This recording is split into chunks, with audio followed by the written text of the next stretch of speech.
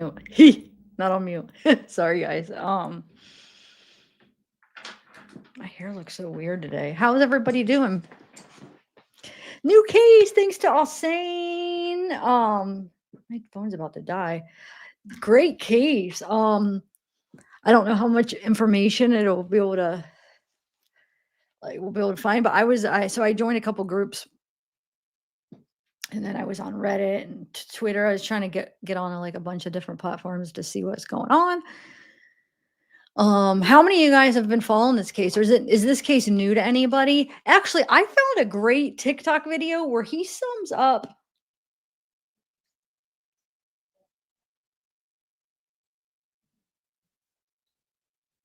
My mom's out there. It's like because my nephew's staying the night, and I didn't know if I was talking too loud. Anyway, he's like right outside.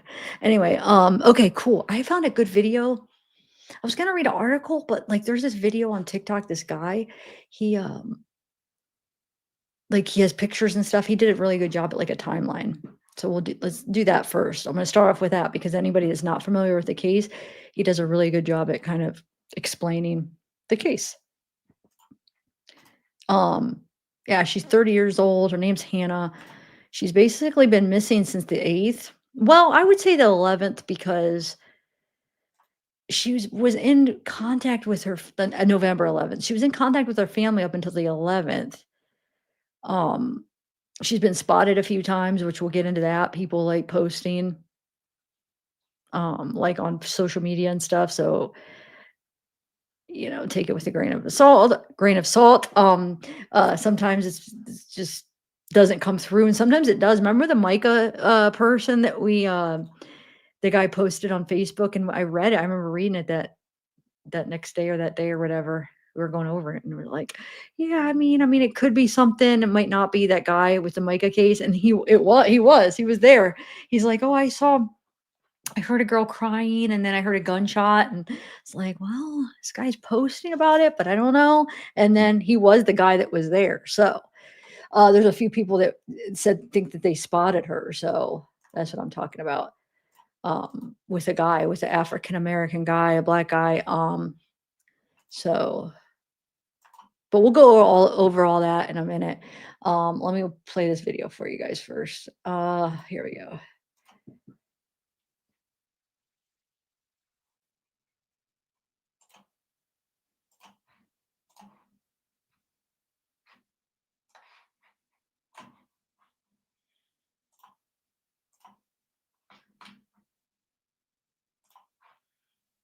Okay, here we go.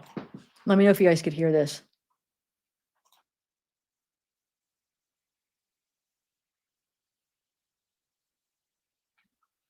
It's fair. Can you hear?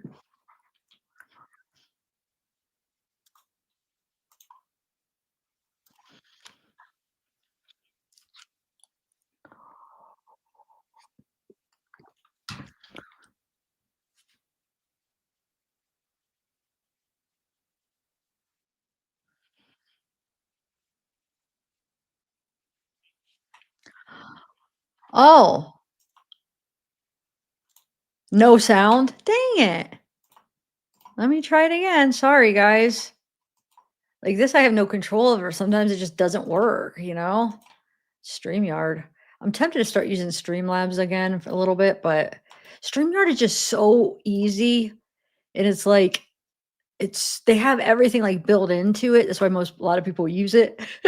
Streamlabs, you could like do like extra stuff, but I mean, you have to manually do it. And it's just like, this is just so easy. But there's some glitches, like the freaking sound's crap. You could freaking share the sound and sometimes it just doesn't go through. Now tell me if you hear it now.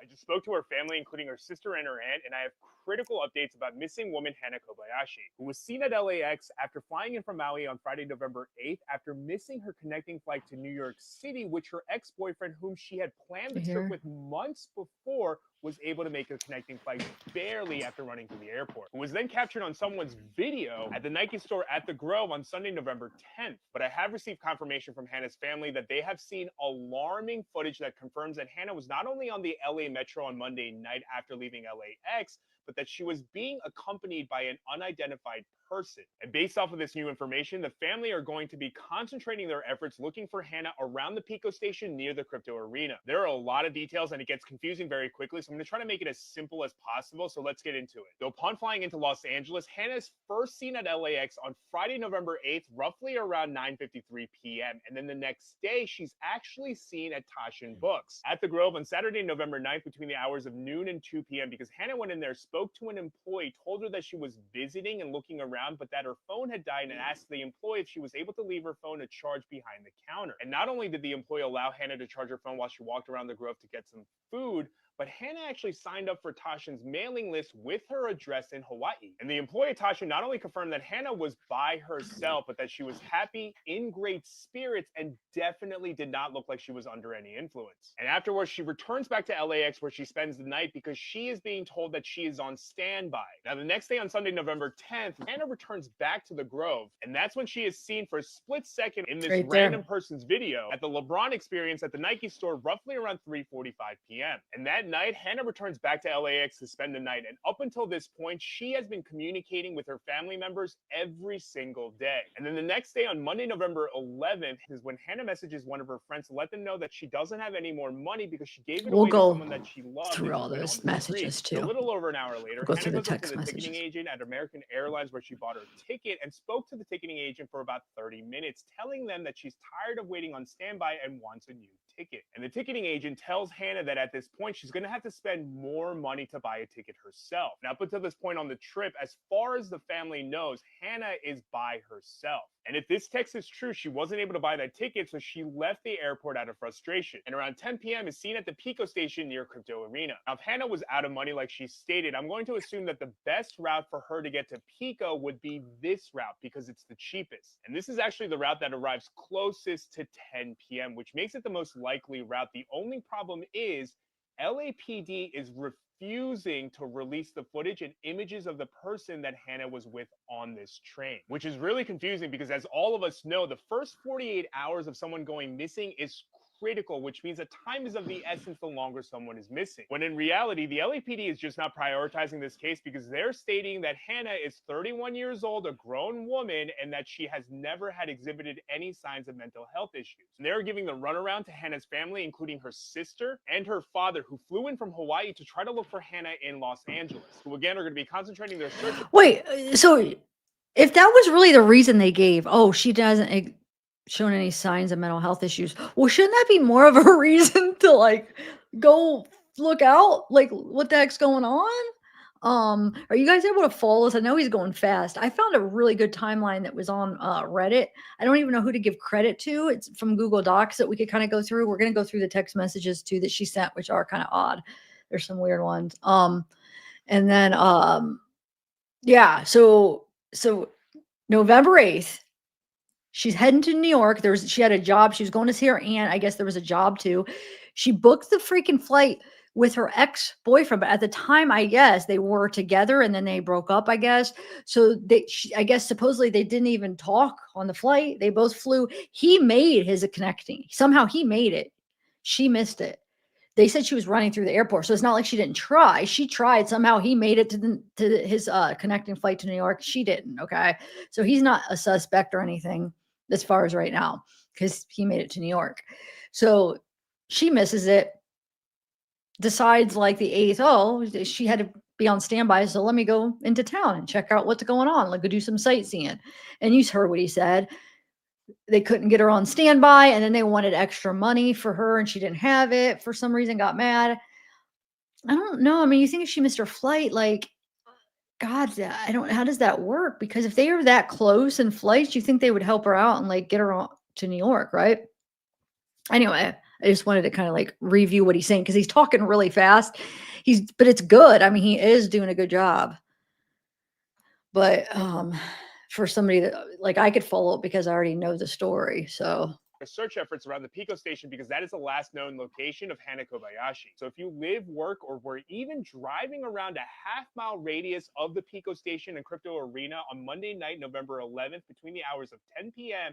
and let's say about 2 a.m. on Tuesday morning, I need you to check all of your security cameras and dash cam footages for 31-year-old Hana Kobayashi. She's described to be about 5'10" and about 140 pounds. She has this exact hardened dagger tattoo on the inside of her right wrist, and she also has "We May Never Pass This Way Again" tattooed on her left shoulder. So if you've seen Hana Kobayashi, I need you to reach out to Rad Movement on either of these contact information instead of calling 911, because all of the people who've been calling 911 with tips have either been put on hold, had their calls dropped, or the rest were all transferred to Crime Stoppers in Albany, New York. In addition, the police are not giving any information to the family whatsoever. The LAPD has actually been dragging their feet, even releasing any of the security footages, claiming that they're waiting on subpoenas. In fact, all of the details that we know so far, zero of it have come from the LAPD, which means that Hana desperately needs us to keep the LAPD accountable. So if you are able, please hold them accountable down below. In addition, Hana's sister has set up one of these. You can find it right here, but they are looking to raise some money because they're trying to get some billboards and other advertisements on trains and buses,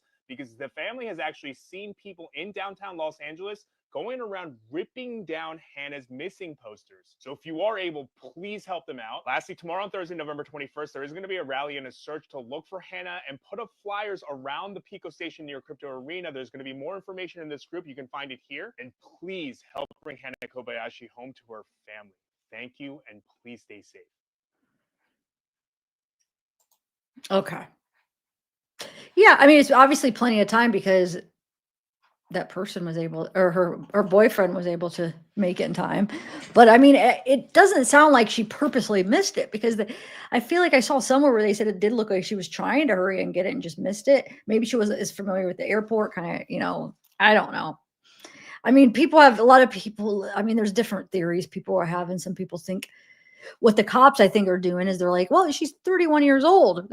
She's allowed to do whatever she wants. You know how they have it. Like, it's hard to be like, oh, is she missing? Or, a lot of times the parents are like, or the family's like, no, I mean, she's missing, but they're always like, if she's an adult, like, well, she's allowed to be missing. You know what I'm saying? She's allowed to just do whatever she wants. So it sounds like they kind of have that attitude. Now there's some conspiracy theories of people thinking like, there's reasons why, like, they involved, or this guy that is with her, maybe he's involved with the LAPD, all this, all this crazy stuff. I don't know. I mean, we've seen weird things. Interrogation files. Hey, you're Dylan Rounds. Very good. We got to talk about that. Yeah. I spent a lot of nights. I've spent a few nights going over those files, but yeah, go check out his new video, guys. Dylan Round's case. I'm going to be digging into that one in like a week. Hopefully you'll pop up with me and we could do something together. But yeah, thanks to interrogation files, let me use some of the files. But yeah, you guys got to go check it out. And Dylan Round's case, if you're not familiar with it. Oh, anyway. Okay, so back to this case. Sorry. I'm probably not making any sense if nobody knows what I'm talking about here. All right, so now let's go over. Look at this though, real quick. Look at this. I don't know who. I can't figure out how to tell who did this, but I think it was on Reddit. Somebody put it together. It's like amazing timeline. Actually, let me see if I can make it bigger. Yeah, look. So we have, just to go over it real quick, and like I said, we'll go over the text messages, the people that spotted her, everything. But let me just go over the timeline real quick again. Look. So November 8th, she leaves Hawaii, lands in LAX at 9:54 p.m. She's seen on the CCTV footage at 10:03 deboarding the plane. Okay. 11 o'clock, Hannah's ex, Amun Miranda, boards American Airlines departing from LAX to JFK. So she basically had an hour. I mean, if you think about it, they land at 9:54. She deboards at 10:03. He's departing. Oh, the flight's departing at 11. So you have to be boarded before that. Okay. So he makes it there. Like I said, they were on the same flight. And somehow he made it. I guess they didn't talk to each other. I don't think they sat together on the flight. So they made it seem like they didn't even have any conversations together on that flight. He makes it, she doesn't make it, okay? So, according to Hannah's family, she stayed overnight at the airport. Saturday, November 8th, Hannah was seen by employees at the Grove Tashkent bookstore charging her phone. And then at 2:43, she takes a photo from the bookstore and sends it to her aunt. So remember, for 3 days, from the 8th to the 11th, she was in contact with her family and seemed kind of normal. And then it starts getting weird where her texts start getting like weird. But for those few days, it was just like normal stuff, right? Supposedly. So 6:25, Hannah Venmos Veronica with a bow and arrow emoji. And then at 7:19, Hannah Venmos Jonathan Taylor. John the Boneless. Remember, I don't take credit for this. If somebody's in here that made it, let me know. I can't figure out how to tell who did it, but whoever did it, good job. Anyway, so yeah, she Venmos Hannah or she Venmos Jonathan. According to Reddit, John allegedly said later that he was unwittingly involved with Hannah through a guy she's with, a man named Boyola, who's from South Africa. John apparently is semi-quadriplegic and suffers from a brain injury. He shared that Boyola scammed him. He shared that Biola scammed him by hacking his Cash App and Venmo accounts and stole $1,000 from him. This has led Hannah's family to believe that Hannah was Venmoing Biola and not John. So this Jonathan Taylor, right? And it says the name is also shared by the John the Boneless on TikTok. According to Reddit, John allegedly said later that he was unwittingly involved with Hannah through a guy she's with, a man named. So that's probably the African that she's been spotted with that scammed this Jonathan. So basically, she Venmoed this Jonathan, right? And then I guess it looks like the Jonathan must have got contact with somebody and said that he's involved with Hannah through this guy named Biola. And then John apparently quadriplegic. He shared that Biola scammed him by hacking his Cash App. Okay. And that's who she might be with, is this guy that scammed this guy $1,000. Anyway. And then at 12 p.m., according to, so that was on the 9th. Okay. At 7:19, and an unknown, according to Hannah's family, she was spotted again at LAX that evening. And then on the 10th, according to Aaron on TikTok, Hannah attended Christina Ricci's signing event for Cat, full of spiders, tarot deck, and guidebook. So she attended some event at noon on November 10th. And then 3:40, Hannah was seen on the IG video near the LeBron James event at the Nike store. That I'm pretty sure was that video that is being shown where somebody's just like, I think that's the one, right, that they're talking about where they catch her with the headphones on. I think that's the one that would be where she freaking, it looked like she's by herself on it. I don't know. And she almost just looked like she's just hanging out, just kind of serious. And then where are we at?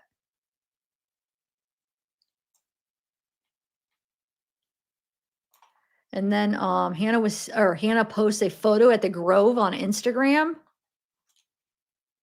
So she posted a photo on Instagram. And then, according to Hannah's family, it's believed that she returned to LAX that evening. So Monday, November 11th, Hannah texts her aunt in New York and says, "Hi, loves. I just finished a very intense spiritual awakening. I'm charging my phone and heading back to the airport to get to New York City. I might need some help getting there. It's a long story. I'll keep you posted. I think I still have my hotel room. Must see Tycho in you. I'm going to see what I can do. Love you. Sorry for a craziness. Was definitely intercepted. Hotel room is still active. Feel free to come meet me, but I understand if you can't. I'll keep you posted. Hopefully I can get away. I could get away there with my reservation issue." I think she's talking about her hotel there is still active because she's supposed to be in New York now, right? Anyway, now unknown, the time I guess is unknown. It says the Sun reports that Hannah's Aunt Larry said she spoke to Aunt Hannah, and that's when we were like, Hannah, what's going on? Are you okay? What's happening? Then we spoke on the phone. She sounded paranoid. I said, "Are you with people?" She said, "Yes," but it was vague. I said, "Do you feel safe?" She said, "I think so." She said she was going back to LAX to see if she could reschedule her flight and talk to American Airlines. She said, "I love you." And I said, "I love you." So she talked to her aunt on the 11th. And then Hannah is seen on footage retrieving her purple ruler luggage from the downstairs baggage claim at LAX. It appears the luggage has a checked bag tag on it. And actually, I think I have a picture of that. Hold on. I think it's this right here, where she gets her luggage. This is that one where somebody puts it on Instagram and it's about the LeBron event, and it just happens to catch her in the corner of the video. But anyway, so this is that picture. This is her at the airport getting her checked bag. Here's her at the airport rolling it. So so they're saying that's from, hold on. Oh my Lord. I got a lot of them. That's from, what day? The 11th. Okay. Because remember, she was supposed to get a connecting flight to New York. She missed it. So it probably took a couple days for them to get the luggage back to her, because she's still in freaking LA and not New York, right? Okay, so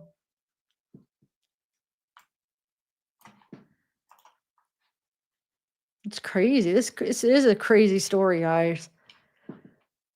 But like I said, we'll go through like pictures and stuff. But this is really good timeline. Is it easy to follow that I'm reading it, or no? You guys? Okay, so then at 5 p.m. on the 11th, Hannah is seen at the LA airport at 5 p.m. and speaks to American Airlines ticketing agent upstairs in Terminal 5. And then Hannah texts her roommate at 5:48, "I got hacked, stripped of my identity. I can't fly. Some weird shit, babe. I can't go to the PO. I got tricked pretty much into giving away all my funds for someone I thought I loved. I hope I've been on the streets. I just know I need." Actually, hold on. I have those better where we could go as text messages, because those are hard to read like that. Hold on. I think it's this one. Is it this one? Yeah. These are so we could see what the friend is saying back. Because on that timeline, it's just showing what she's saying. Okay. So she says to her friend, "I got hacked." She says, "Hacked by who?" "Stripped of my identity. I can't fly." And her friend says, "Wait, what? How did you get to LA from Maui?" She said, "Some weird shit, babe." She says, "Explain so I can try to help." She says, "I can't go to the PO, the police, right?" Her friend says, "Explain it to me so that I can try to be of help to you." She says, "I got tricked pretty much into giving away all my funds for someone I thought I loved. I've been on the streets." And she says, "I just know I need in the redwoods." I don't know what that says. "I need something in the redwoods. It's been really scary."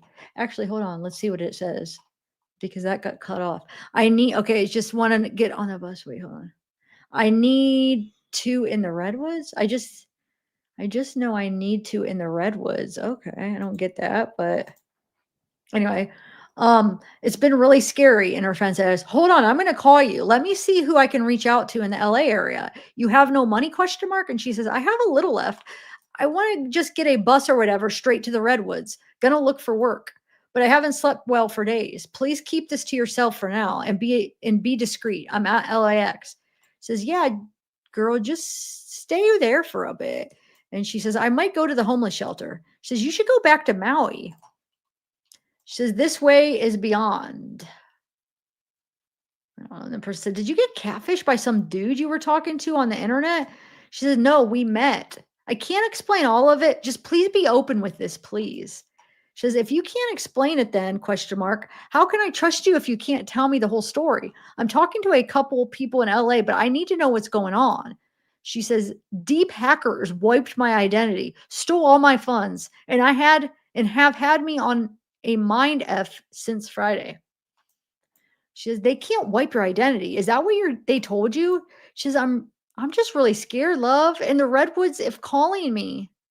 And I know I'm meant to be there. I'm being guided there like you have before. I risk my freedom if this goes wrong for me, hon."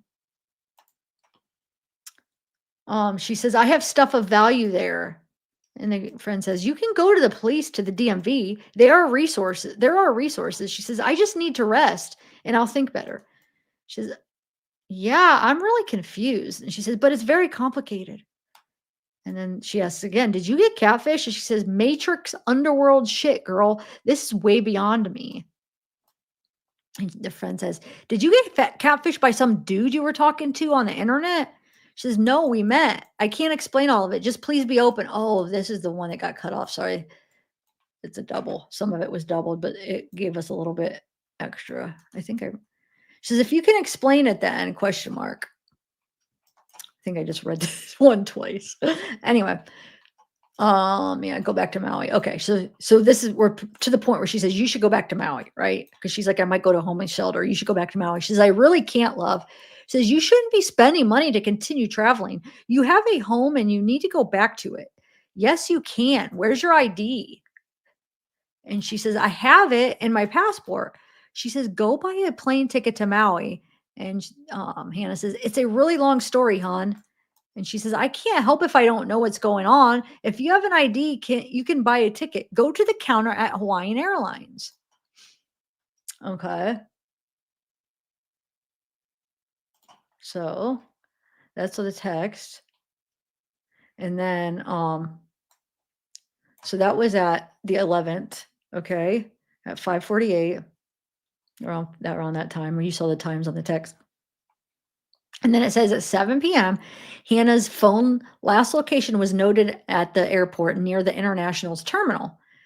And then it says Hannah leaves the airport and boards the Sea Line, Green Line Metro Aviation. She is seen with her suitcase riding with an unidentified African American male who had a bike on the metro with him.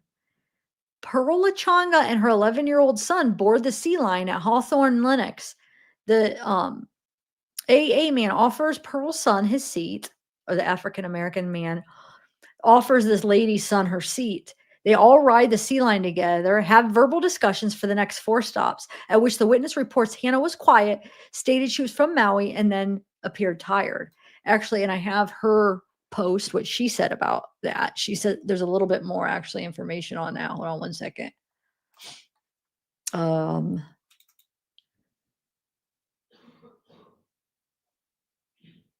Here, I think it's this one.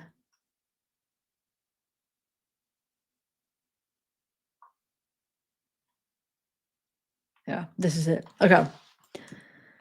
So this is obviously this is what her sister, right? Is Sydney her sister? I'm still learning about who everybody is, but some relative Kobayashi on a group says, "Hi everyone, my family and I want to continue to share our gratitude through this difficult time.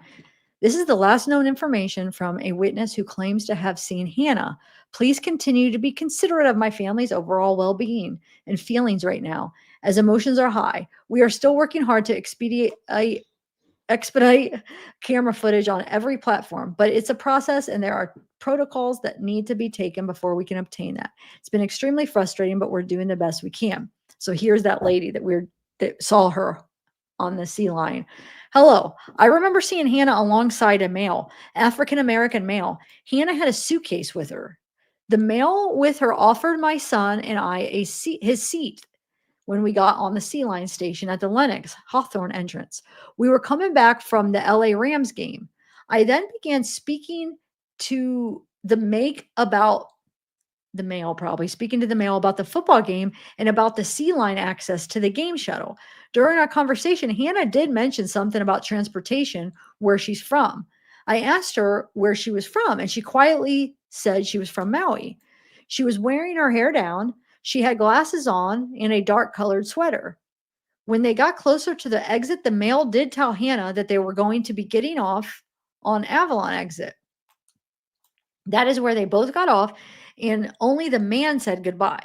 He also told me, thank you for the information about the transportation history we discussed. And I just said, no problem. Make sure you look it up. I had shared that the first person that ever was fatally struck by the metro when it first opened years ago was mother to my aunt's husband. We also had discussed information about the metro and the 105 freeway. Hannah didn't really speak much. She seems really tired and out of it and disassociated, lost even. They didn't seem to know each other well. I am almost 100% sure this was her. I hope the cameras can be checked on the platform of the Sea Line or inside the train. Last known date and time is 11:11 at 9:22.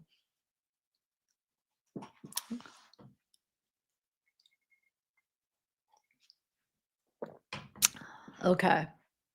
Now, so next on the timeline. 9:22, Hannah and the man were seen getting off the Avalon Metro station. 9:22, Hannah and the man are seen transferring trains at the Rosa Parks station on board and boarding Blue Line. 10:03, Hannah and the man are seen in the video footage departing the Blue Line at the Pico Metro station near the Crypto Arena. Now, they have not released this footage yet. It sounds like the family may have seen it because they've talked about it, and it sounds like that they have seen it, I'm guessing, but they haven't released it to the public. The footage of her with this guy, because they have some footage. Anyway, and it says Hannah is seen on surveillance cameras with an unidentified person around Pico Boulevard and Hill Street in downtown Los Angeles. In the footage, it is evident that Hannah does not appear in good condition. Hannah's family files a missing person report with the LAPD. Hannah's family files a report with the FBI and Los Angeles International Airport Police Department. FBI joins the search for Hannah. Hannah's family holds a rally at the Crypto Arena. That's the November 21st. So the 12th, sorry, I forgot to read the date. So the 12th, they file the missing persons report. The 15th, they file it with FBI in the airport. And then the 18th, the FBI joins. 21st, they hold a rally. Okay. So,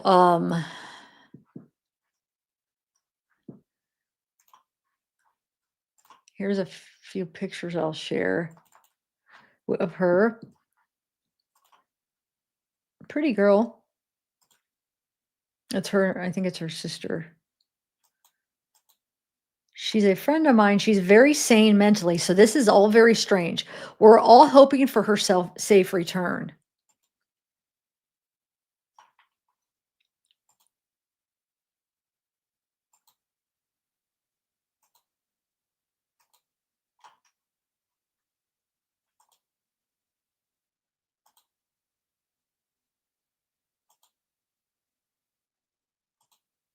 That's her dad.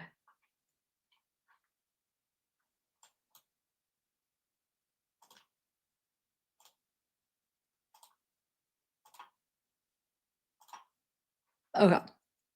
Now, there was somebody that they thought they spotted her at Planet Fitness too. So spoke with the rad. What is the rad movement? It's some people, everybody's reporting to them. Anybody know? I was trying to figure out who's rad movement, but that's who everybody's like that's helping. Anyway, the rad movement regarding the Planet Fitness tip. Apparently, the employees have reported that she has been coming in the past couple of days. And says, WTF, why is this not public info? And said, maybe they're waiting for the camera footage to confirm it's her. Either way, they're instructed to call 911 next time they see her. If I was one of the family members, I would be posted up there all day waiting for the next time she comes in. Says, same. This in the MacArthur Park seemed like the best leads at this point.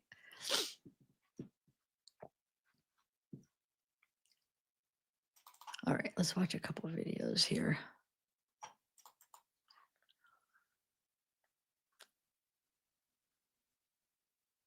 We'll watch this one first. Well, it's been almost a week now since a 31-year-old Maui woman disappeared in California. Los Angeles police have officially listed Hannah Kobayashi as a missing person, and some members of her family are on the ground there hoping to find her. Bryce Moore follows up. Oh.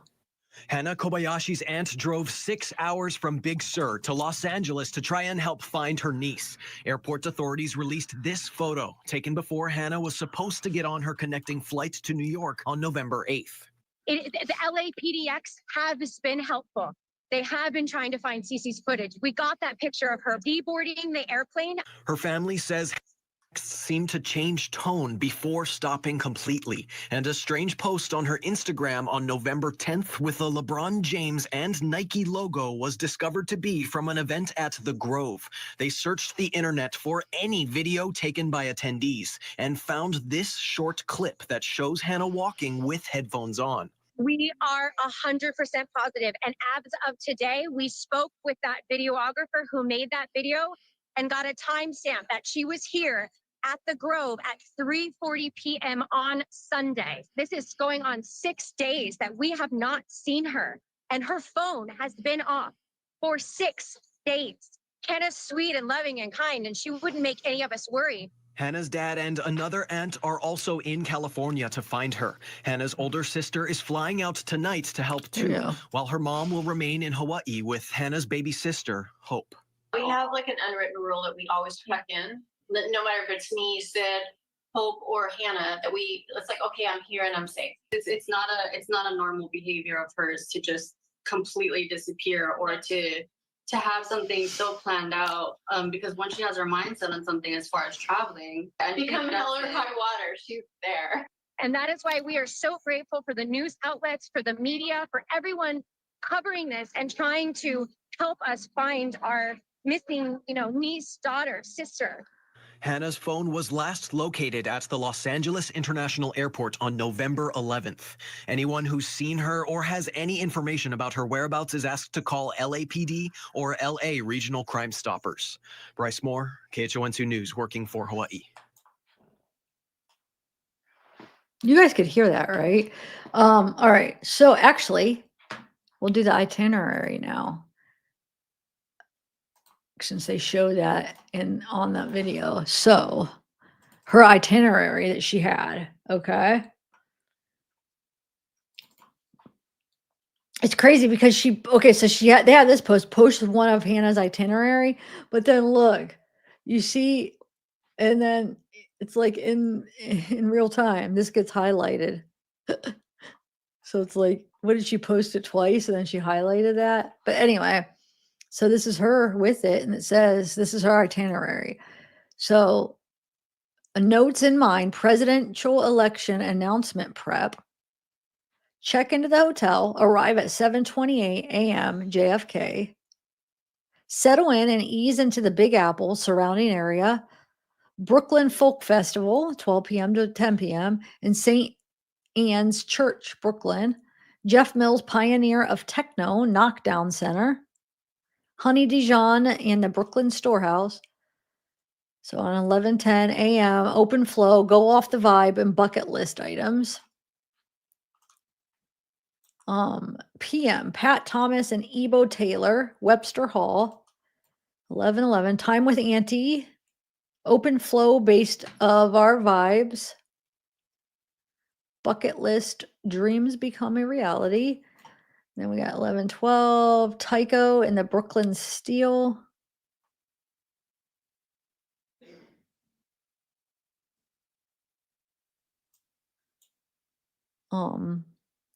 Says reach out to see if I can get a pass. It was pass. Big day Francis photography gig.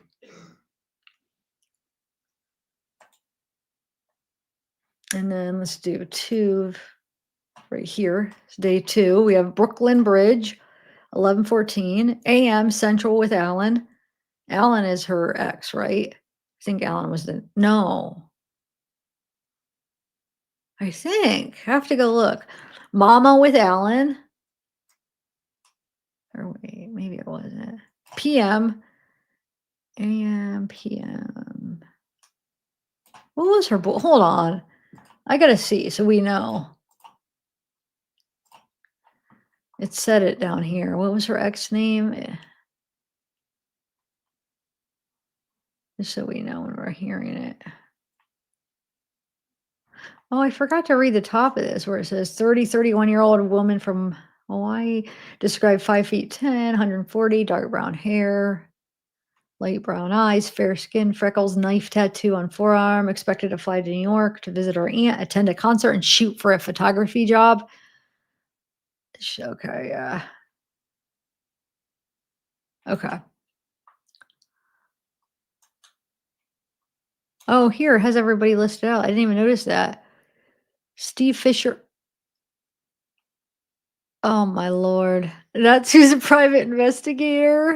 Anybody remember Kylie Rodney?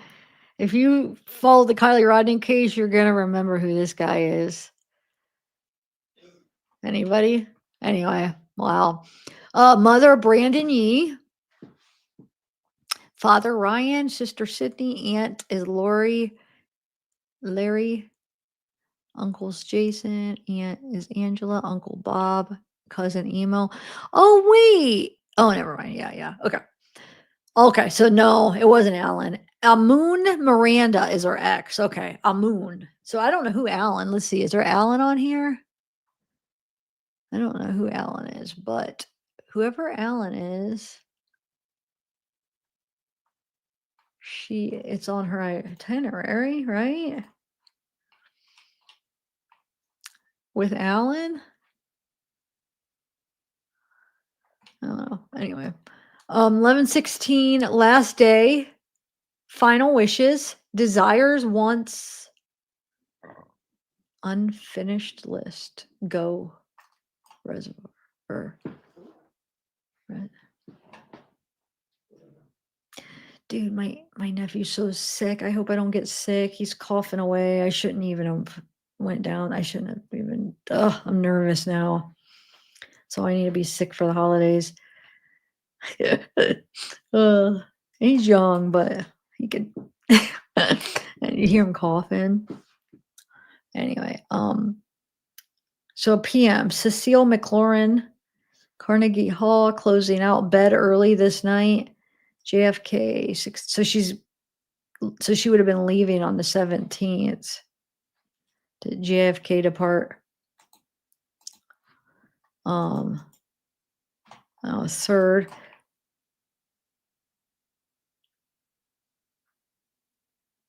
Bucket list, New York City items. 9/11 Memorial Museum.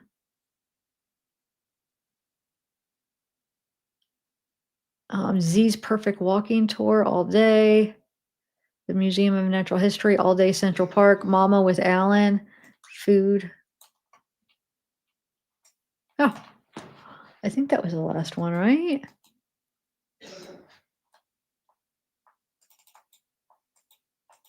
Yeah.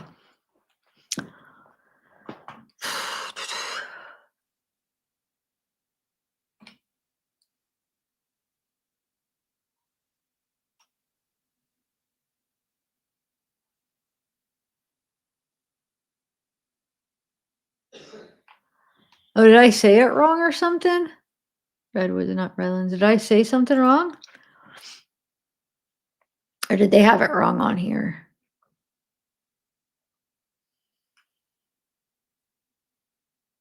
No, you got me looking. Where did I say the Redlands?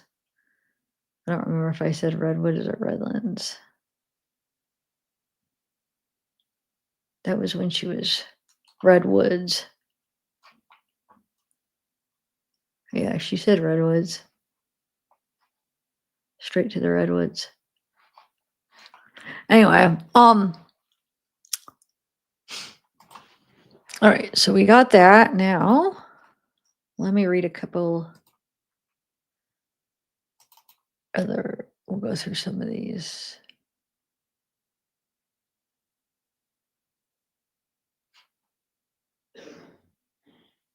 What's this one? Hold on. Okay.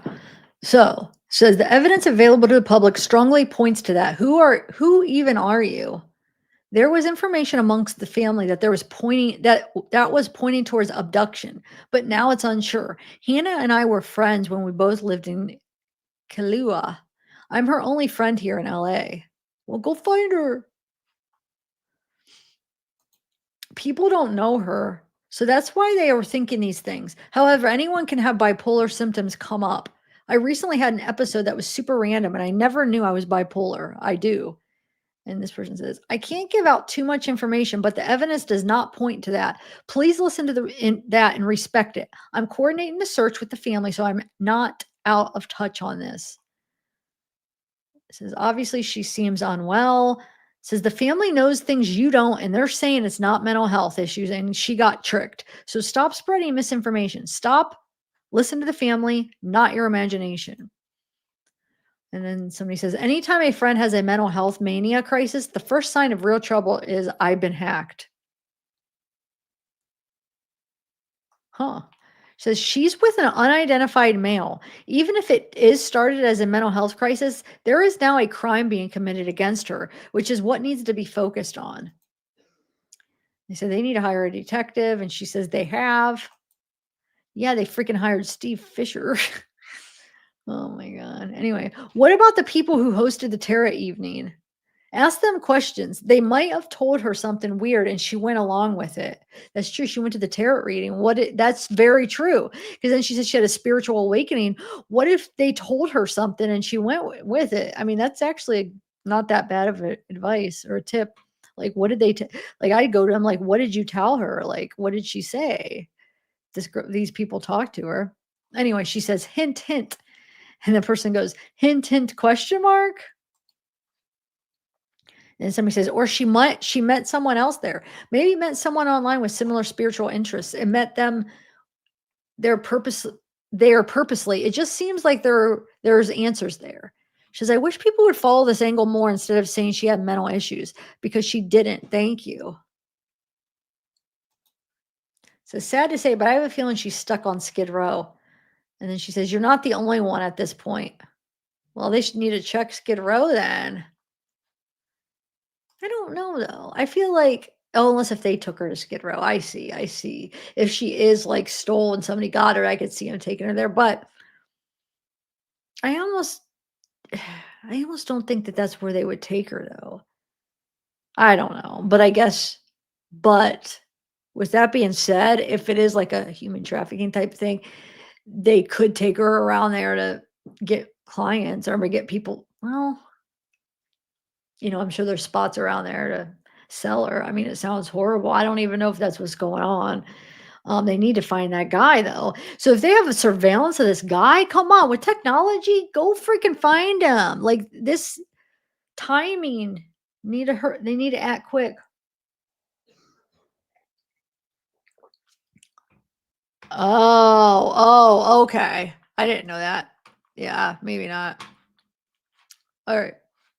Man, he is coughing so bad. It's making my throat hurt. Okay.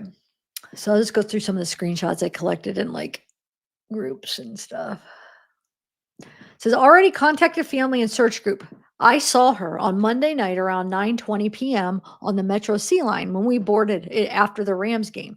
My son and I took the C line to the Sofo Stadium shuttle to and from the game. After the game, we sat behind her, or right behind her. She was with a male and they both got off the train together. We even spoke to them about the game and transportation in LA. She even told us she was from Maui. So crazy. So this says, my friend works at Coffee Bean in LA at the Grove. She says Hannah came in Tuesday. Oh, so let me take that down. And was acting pretty strange and asked the cashier if she knew any of any hotels that she was currently hiding from someone. After that, someone recognized her as a missing and mentioned it to the cashier. And Hannah heard and didn't wait for her to drink and food. Wait, and Hannah heard and didn't wait for her drink and food. Instead, she just left after pacing for a bit and saying she had to leave. That's wow.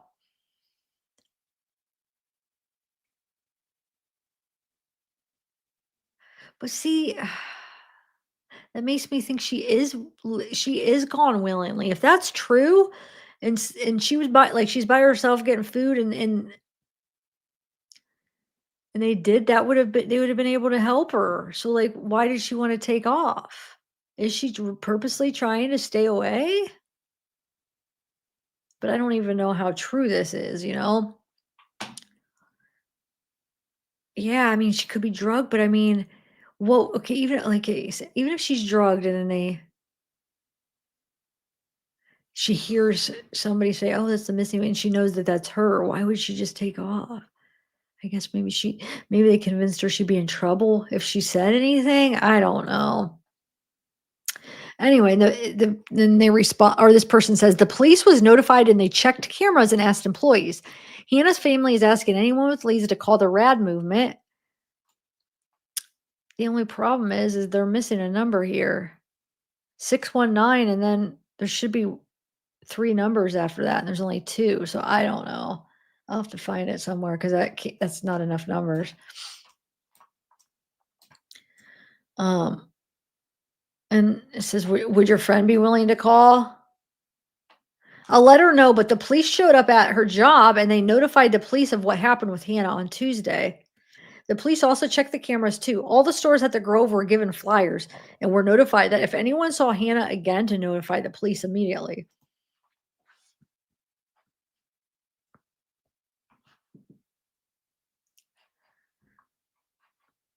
No, I think any age. I feel like no, they could traffic anybody. I'm telling you. I don't 31's not too old. I feel like I mean, the way how prevalent it is and if it's somebody that they feel like that could make a money, I don't think 31's too old. Thank you. I agree. I don't think there is no age limit. No, not from what I've heard. Which is scary. 31's not even old. But like, even if she was 40, I wouldn't just be like, nope, it's too old. No. Hey, man, if somebody sees an opportunity and they feel like they can make money off of them, I mean, they can traffic him for anything, really. It doesn't have to be like sex. You know what I'm saying? It could be anything. Yeah, thank you. Yep, it could be different reasons. So that's the thing. Hold on, let me shut this door.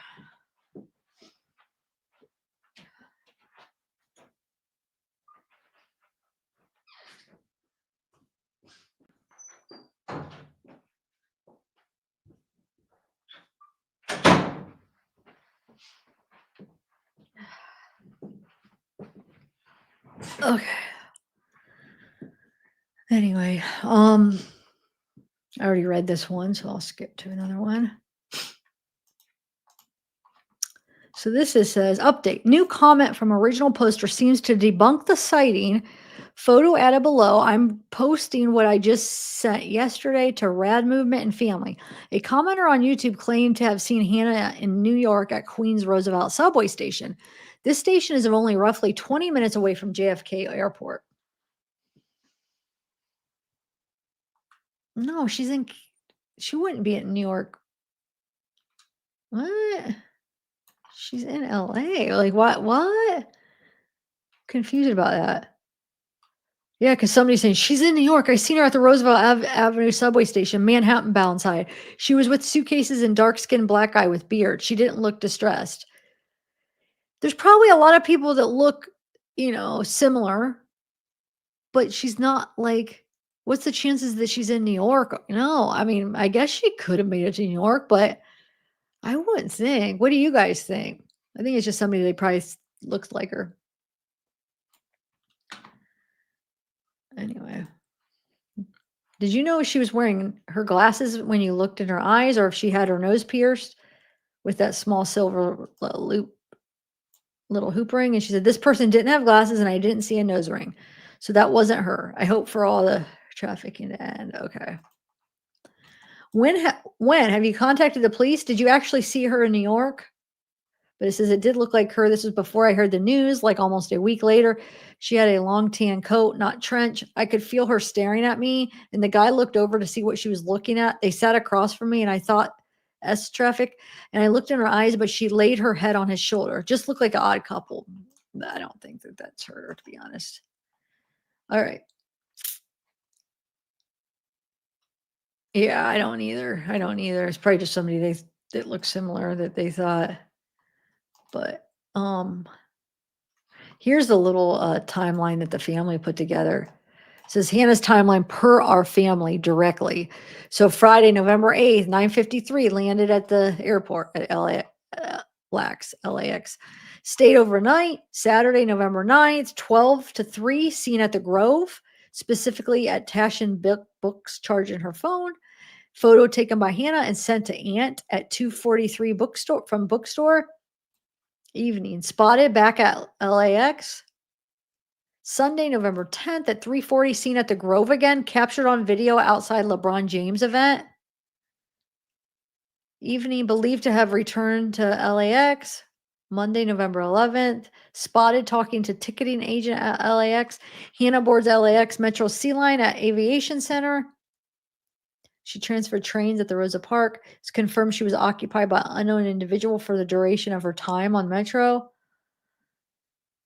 And then seen in footage departing the Metro Pico station. So I wonder, part of me wonders if she missed that on purpose and was trying to met this guy and was like, hey, I have a layover, or I'm flying into LA. You want to meet? I could we could do, meet for a few days, hang out, and then just tell her family, oh, I missed the connecting flight. I don't know. Just from her messages and then her being with the guy and then her saying she thought she was in love and she gave this guy some money, and the fact that her ex-boyfriend made it and she didn't. I mean, I get it though. Like, not everybody could make it. Like, she might not have knew exactly where to go. It could have took her longer because she didn't know where she was going for the connecting flight. I mean, it could happen where one person makes it and one doesn't, but I don't know. I just think because of her text and being with this other guy that maybe it was like maybe not even a catfish, but she went to go meet somebody and he maybe didn't turn out to be who she thought. You meet somebody online and he could have turned out to be a trafficking, Yeah, you just never know.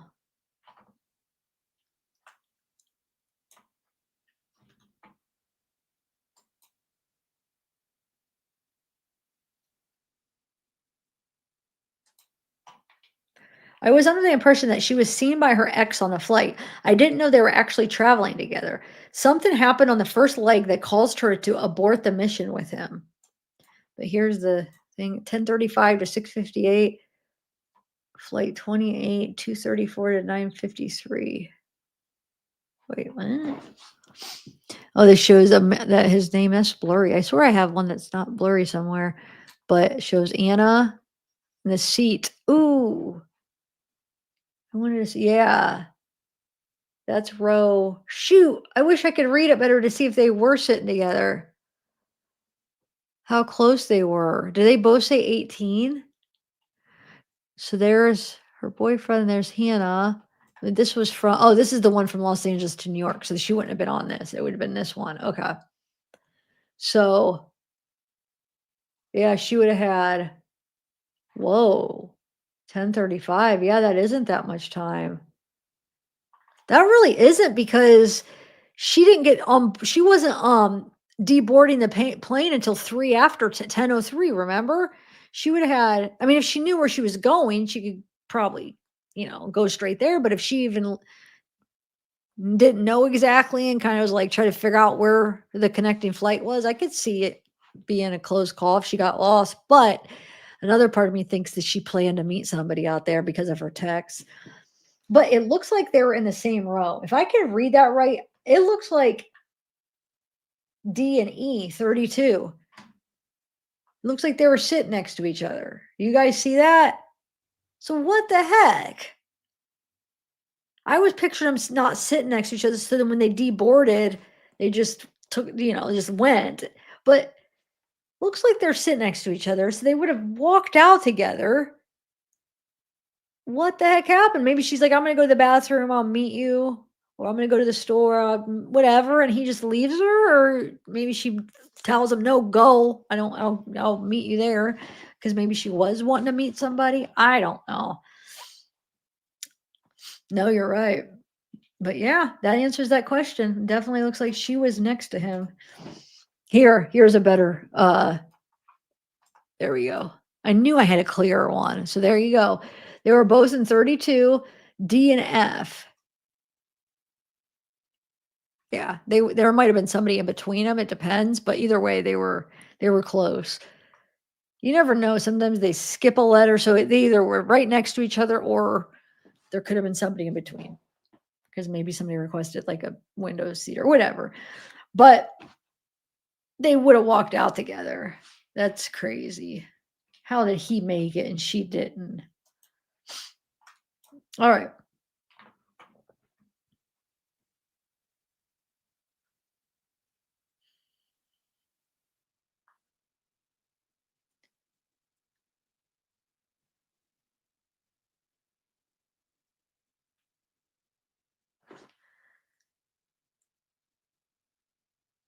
Okay, so this says, my niece has been missing for 3 days. She was last heard from at the LAX via text. She was on her way from Maui to New York and never got on the connecting flight from LA to New York. That was Friday. We plan to see a concert together Monday. No one has heard from her since Monday. Please boost this post. If you have if you've seen heard anything from Hannah, please reach out ASAP. We are concerned and want her home safe. She was last seen wearing a bright multicolored tie-dye romper when boarding her flight in Maui. Man.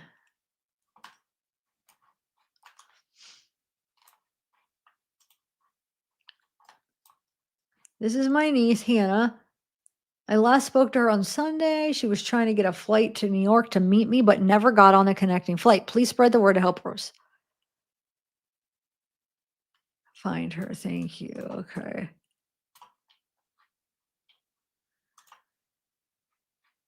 This is those texts we read about her having a spiritual awakening.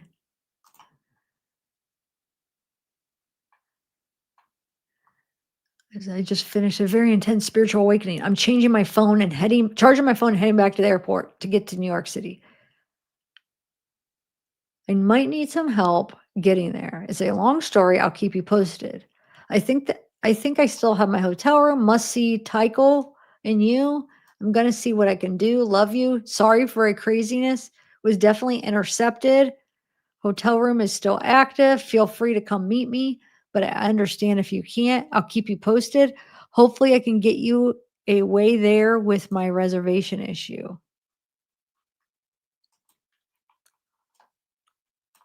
Oh, this is that one where it says, spoke with Rad Movement regarding the Planet Fitness tip. Apparently, the employees have reported that she has been coming in the past couple days. And then, yeah, they said they would definitely be parking out. Okay. So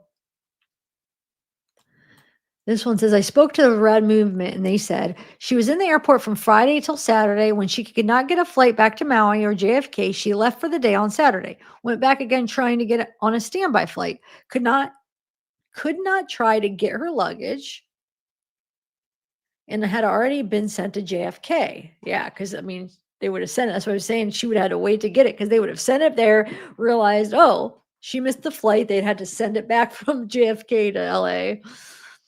Anyway, yeah, she did not make the flight and they had to send her luggage back. She was able to retrieve it on Monday. Once she left the airport for the last time on Monday, the 11th in the evening, she was seen on video footage on the metro with her luggage.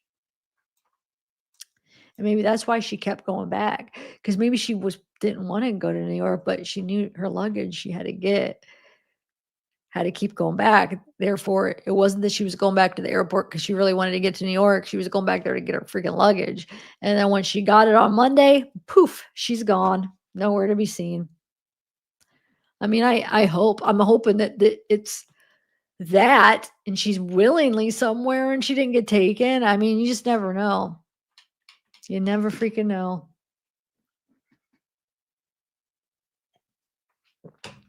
A part of me, I think, like, what I think is she willingly went, but it's bad people.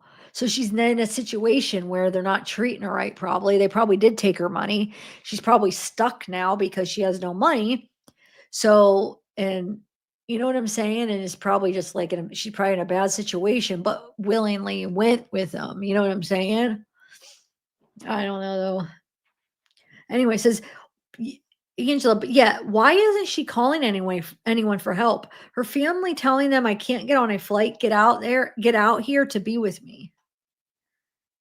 Wait, her family telling them I can't get on a flight, get out here to be with me. I know that's what I would do. Wait, what? I don't understand. Why can't I understand what they're saying right here? Her family isn't calling. Why isn't she calling anyone for help? Anyway, it says, I think about your early 30s. We all did dumb stuff and kept things we are doing from our family. At least I know I did. And I will tell you, if I was doing stuff my family wasn't approve of or didn't want them to know or got scammed, I am embarrassed. My family would be the last people I'd call for help. Family dynamics are tricky. Me too. My family was the last people. I never called for help. I just got out of my own situation. Well, when my sister was alive, I would call her for help because like she was the one that understood because we were like the same. Like we would get into the same type of trouble. But like other than her, if I got in trouble, I just dealt with it, you know. I remember the one time just like, even little stuff when I got arrested for the underage drinking like in college.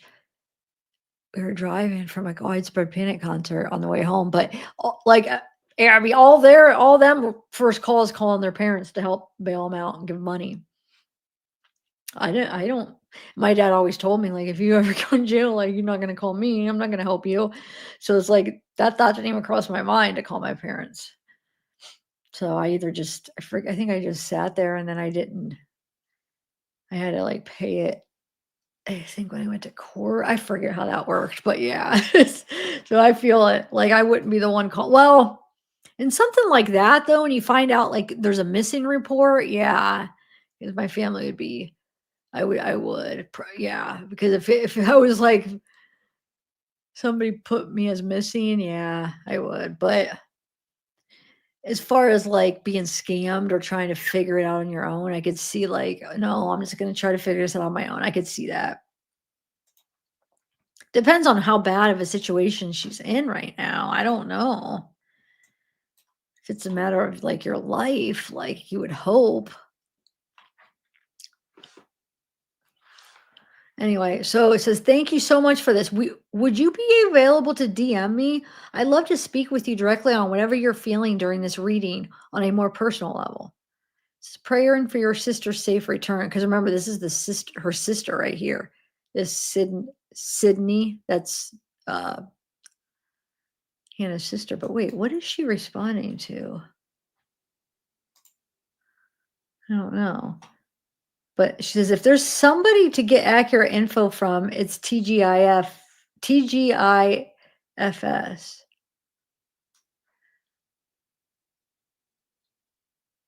Huh. So I did hear they were going to like psychics and readings about this. Where did I see that? Where they said somebody that was like did like readings or like the family has been reaching out to them or something. So I guess that kind of shows it. It's basically saying, I'd love to speak with you directly on whatever you were feeling during this reading on a more personal level. It must be this right here, whatever this TikTok was. Kareen, I also uncovered by messaging a user I found in TikTok comments a sighting of Hannah outside the new Taco Bell on 7th Street in DTLA in the afternoon on Monday, 11:18, and again outside the gas station company lofts a few blocks away the next afternoon, Tuesday, 11:19. I sent the information to Rad, and the TikTok user contacted them as well. Rad told me the family was investigating those sightings. I also submitted it to LAPD tip website. Huh. The TikTok user believes it was Hannah. She said, does she have a nose ring? If so, I definitely saw her. She said she was crying in the first sighting. Aw. Wow. Hmm. What's crazy is that I found a TikTok comment on a post last night and looks like the first photo is seen driving a convertible, which she mentioned. His TikTok name starts with a M, and he also has a bike and has videos of the bike at the park she's been seen at, and is a spiritual mental health advocate. I reached out to Pearl, the person that spoke with Hannah and the man on the metro, to see if the screenshots I took from his profile are him. I don't know if it's just went into message request or if she will ever see it, but I hope she does. It's the photo of a singer named Johnny Manuel. They're saying he's dead, but I don't see anywhere that he passed away. They're saying some African impersonates him. And that there's a ring in LA of people who have been duped by whomever impersonates him. Who knows?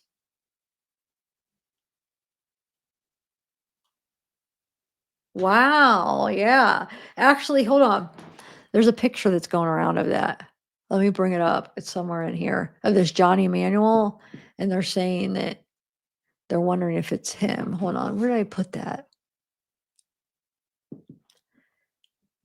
Dang it, where did I put the picture? Huh. I don't know. I have to find it. I had a picture of him. A couple pictures of him that were floating around of this Johnny Manuel. But I don't remember where that. It should have been in that file. Huh. Well, I'll look for it after I finish going these screenshots. It's somewhere. I swear I thought it was in here though. I must have like accidentally put it with a different file. But hold on a second. Give me 1 second. I might know how to find it really quick. Hold on. Ooh. Got some new stuff. Hold on. Let me add this stuff. Yeah.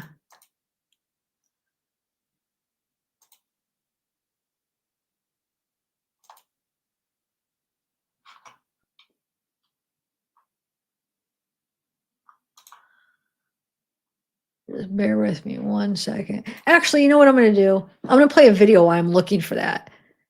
Because before I move forward, I want to show you who this Johnny Manuel is. Just give me 1 minute. I have a couple more videos that I could play on this case. Which one did I already play? I played Spotted twice. I think I played. Details tonight on a Maui woman missing on the mainland. The Los Angeles Police Department confirms it is investigating her disappearance, and we've now learned she was traveling with someone. Our Chelsea Davis has the latest developments. This newly obtained security camera photo is the latest piece of evidence in the search for Hana Kobayashi in Los Angeles. The picture shows the 30-year-old from Haiku at the LA airport last Friday, where she missed a connecting flight to New York. Her father is now in LA searching for her, along with police. They've also filed a report with the FBI. We're just trying to get as much information as we can. Want to get the word out. Has anyone seen my daughter? Kobayashi's family tells us her ex-boyfriend was also on that flight from Maui to LAX because they booked it before they broke up. But he told them they did not sit together and did not have contact on the flight. And her family says he made his connecting flight to New York City. Kobayashi's family says he has been extremely responsive and cooperative with the investigation. A lot of worrying, a lot of confusion. Everything is just a blur, it seems. I haven't slept well since I've heard the news, and I really don't know, Chelsea. It's just really concerning, yeah. Another piece of evidence, this short YouTube video shows Kobayashi outside of an event in Los Angeles on Saturday. The last pin location the family has on her phone shows her back at LAX on Monday, and she sent a text message to a friend reading, "I got tricked, pretty much into giving away all my funds for someone I thought I loved." And she said in another that she was scared. There's a lot of people looking for you, Hannah. So if you get this, if you see anything, just go to the police, go to anybody. There's a lot of people out there that care and love you, Hannah. If you can just get to somebody, whatever you can do, but just let us know that you're okay. If you have any tips, call the family at 845-750-3006. Chelsea Davis, Hawaii News Now. All right, hold on 1 second, guys.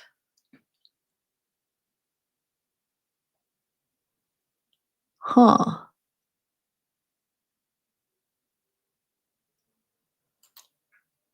That's weird. I'm still trying to find that, but I'm finding a couple other. That's weird. Somebody has posted like, you know, when you do like a recovery of a phone number, they have her like the recovery. I wonder if somebody tried to do that or something on her phone. Huh. All right, hold on 1 second. I'm going through this page, the spot where I know they have a. Here, let me play another video while we're waiting. I know they had the video of. All right, moments ago, the family of a missing Maui woman holding a rally at Crypto.com Arena as they try to reach out to more people in hopes of finding her. It has now been 10 days since Hana Kobayashi was last heard from. Eyewitness News reporter Sophie Flay is live in downtown LA, where her family says there's a dire sense of urgency to find her. Sophie? Ellen, that's right. And the family says that she was last seen in this area in downtown LA. And if you take a look behind me here, you can see that her friends and family are handing out Find Hannah flyers. There's a Lakers game tonight, so they know there will be a lot of people coming to this area. They say she was last seen wearing green leggings with a purple suitcase. Yeah, I mean, that's all we can do, you know. Thank you so much for your support. And, you know, Friends and family of Hannah Kobayashi holding a rally outside of Crypto.com Arena, trying to get more eyes on the missing Maui woman. I'm okay. Thank you. I don't think anyone knows the feeling of urgency unless you have a family member that has disappeared. It's a feeling that I've never felt in my whole life. Earlier this month, Hannah was traveling from Hawaii to New York with a connecting flight at LAX, but she didn't get on that flight, sparking worry and a search. After missing that flight to New York, Hannah was spotted in the back of a YouTube video at the Grove. We've had confirmed sightings at the Grove of employees at a bookstore that met her, saw her. She filled out a questionnaire with her handwriting for her Hawaiian address. Her family says they received odd texts from her. One of those messages saying she had a spiritual awakening. Other messages saying hackers wiped her identity and stole her funds. The last time anyone heard from her was November 11th. Her phone was last pinged at LAX and has since gone dead. On Sunday, the family posted on Facebook that surveillance video had been obtained by LAPD, showing Hannah around the downtown LA Metro train station near Crypto.com Arena. That video has not been released yet, but it shows Hannah with an unidentified man, and she does not appear to be in good condition, according to her aunt. And at 10 days, your mind goes to abduction. It goes to trafficking, and to see that train stop. It just causes, we're just terrified. We're terrified. David and Ellen, these are the double-sided flyers that they will be handing out here until about 7 p.m. Tonight, the FBI is assisting the LAPD in this investigation. Live in downtown LA, Sophie Flay, ABC 7 Eyewitness News. Shoot, I'm not ready. I'm finding a bunch of stuff and I'm not.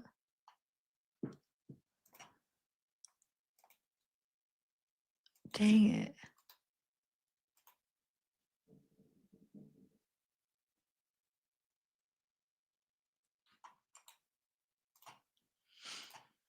I'm trying to find that picture of that guy, but then in the meantime, there's a bunch of other stuff that are kind of interesting. Are you guys still there? I gotta find wonder if I can find something else to play while I'm looking at this. I'm finding the name.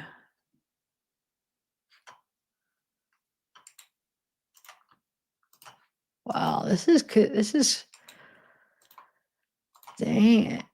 There's some interesting stuff here. All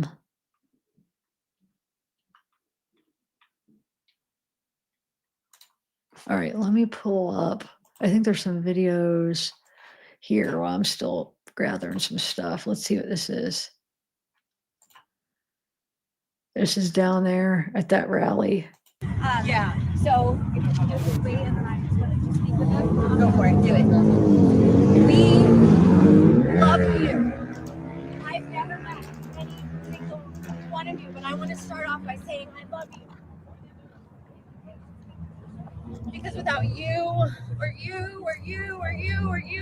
we might not find my niece. So I mean it from the bottom of my heart. I am so grateful that you are here. We have been doing this for 11 days, and the reason that we are meeting right here is because the last location was right there at that station at 10 p.m. And if you've been around here, you know how scary that station is. And that is why we're so worried, and that's why we asked you to come during the day, because it is dangerous.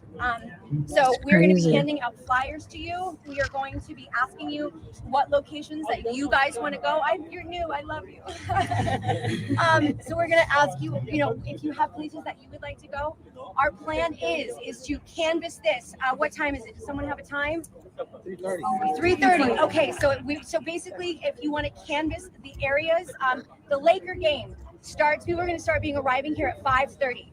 So we have about an hour and a half, and this is all up to you. If you have time, you stay. If you don't have time, we understand.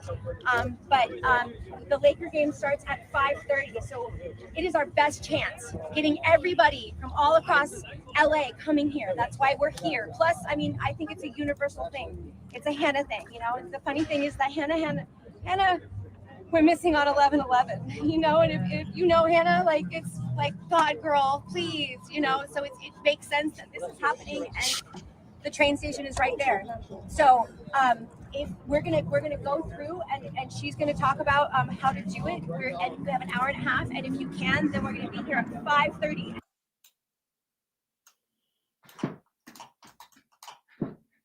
Okay. Dang it. All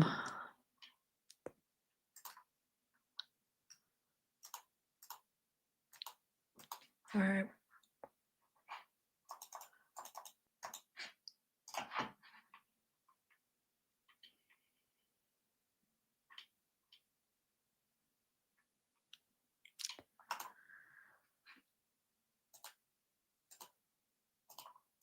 Actually, hold on. I have a couple other videos until I'm gathering, and then I'll share the rest of the stuff. So what do we play? We did the timeline. All right, let me play this one real quick. This is a good one, actually. A desperate search continues this morning for a Hawaii woman who disappeared in LA. The FBI is now investigating what happened to Hannah Kobayashi. The 30-year-old missed a connecting flight from LAX to New York on November 8th. Instead, it appears she toured the Grove Shopping Center and went to a local event in the following days. Her family says they received text messages from her that were out of character, and they also obtained new surveillance video that shows her near the Pico metro station. And they say she wasn't alone in that footage. They think she was abducted or even trafficked. And joining me now is her father and her aunt, Ryan Kobayashi and Laurie Pigeon. Thank you so much for being here. I'm so sorry it's under these circumstances. I know it's been, must be an agonizing time for you right now. How are you doing? We're really tired, but we are remaining hopeful, and we are remaining, vigilant, What have you learned? All these clues are kind of emerging. There's images and surveillance video. You saw the images at LAX. What are you learning on a daily basis, and what is the very latest in the case? So we, through our own investigative work, we've kind of tracked her down. Just a quick synopsis: she missed her flight. She ran. She was trying to connect her flight. We believe that she was on standby, and that because of that, she was going and just basically exploring LA. We have found out that she did charge her phone on Saturday. An employee confirmed it. We actually got proof of her filling out in her own handwriting a mailing list with her address in Hawaii. And then, that's when things got really fuzzy, was on Monday with the weird, very strange text messages that were coming to her family. And we were made aware of video surveillance that shows her with an unidentified person exiting around the Pico metro station. And that's sort of where we lose her. And Brian, can you talk about those text messages and why they were so out of character for her? Well, just the wording that she used and just seemed kind of odd, off base, yeah. And she said something about giving away her money to someone she thought she was in love with or something. What did they say? Yeah, it basically said that she gave all her funds away, and just the word funds, not money, not cash, to someone that she loved. Another thing is that Hannah speaks in emojis. Even if you look at her Instagram profile, it's thousands of emojis, and within these texts, there's not a single emoji. And it's just stealing her identity. She had a spiritual awakening. It was bizarre. And so it wasn't out of character for her. There's a rally happening today at Crypto Arena. How can people help? What are you asking for from the public? So we would just like people to show up at 3 p.m. The Lakers game is happening, and she was seen 2 blocks over, and people are coming in from all across California. And I just want to say thank you to the public of Los Angeles, because they've been so helpful. So if you can come to the rally, we're handing out flyers because the family doesn't know how long we can be here. so we can hand out flyers to keep the support going, and to, just give an update to all the people and kind of create the narrative and the truth, and kind of dismay some of the crazy, wild things that are out there, and let them see the family. And Ryan, if you could talk to her, if she could see this message from you, if she could see some of your appearances, what would be your message to her? Love you, Hannah. Just love all the love and support she has. Everybody's praying for her safe return, and we're just grateful for everything that everybody's been outpouring. It's been overwhelming. Yeah. And what is she like as a person? Oh, she's the kindest heart, and everything about her was just beautiful. Yeah. Well, we wish you the best. We wish a speedy recovery for her, and that you get some answers. Thank you. Thank you so much for being here. I really appreciate it. Thank you so much. Thank you so Christine. Can I talk to y'all about something tonight?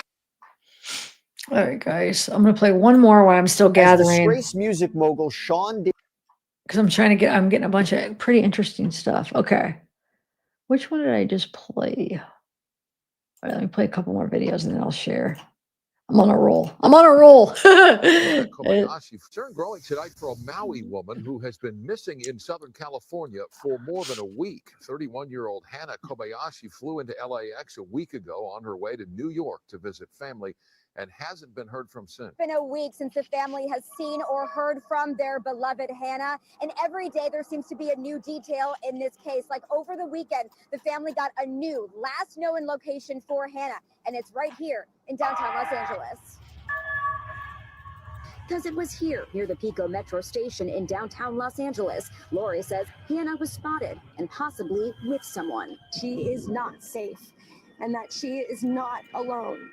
It's the latest update in a case that's devastated the 30-year-old's family for a week now. Her family describes her as being 5'10", 140 pounds with brown hair. Lori confirms to KTLA Hannah left Maui on Friday, November 8th. This surveillance photo shows she landed at LAX, but somehow missed her connecting flight to New York to visit her other aunt. Here she is on Sunday, the 10th, at a LeBron James event at the Grove. This map shows her next steps. The family says she was seen at a ticketing counter back at LAX Monday, November 11th, before being spotted downtown later the same day.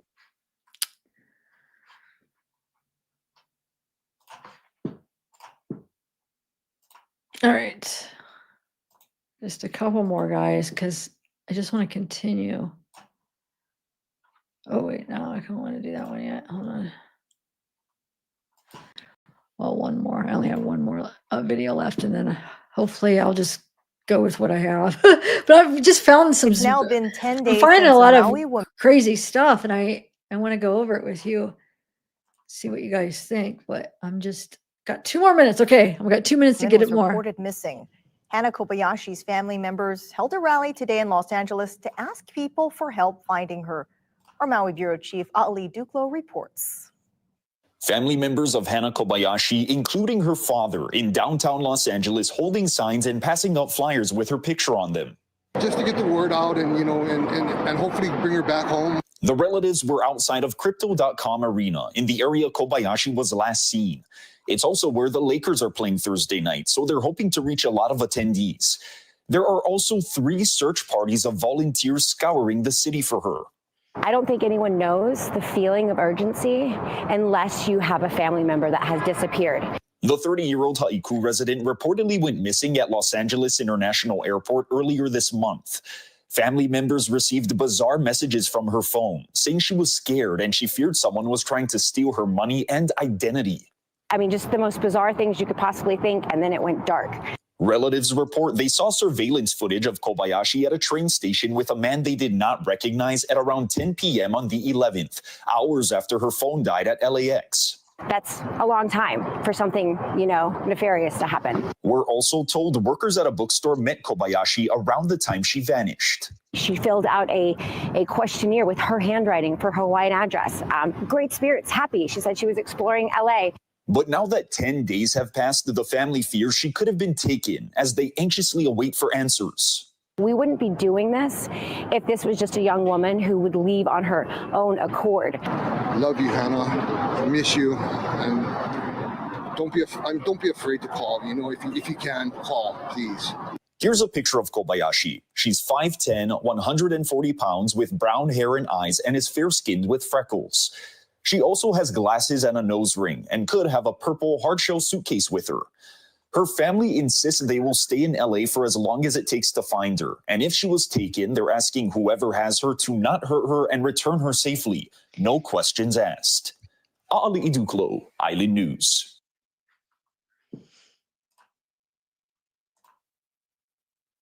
Okay.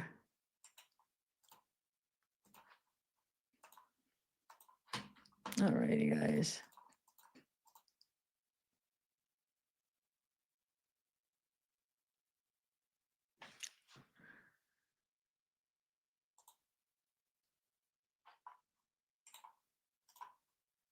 Oh, there's.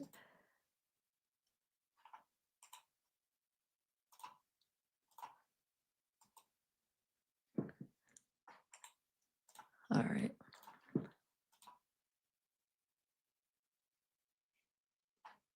Dang it. There's like so much stuff. It's like never ending here.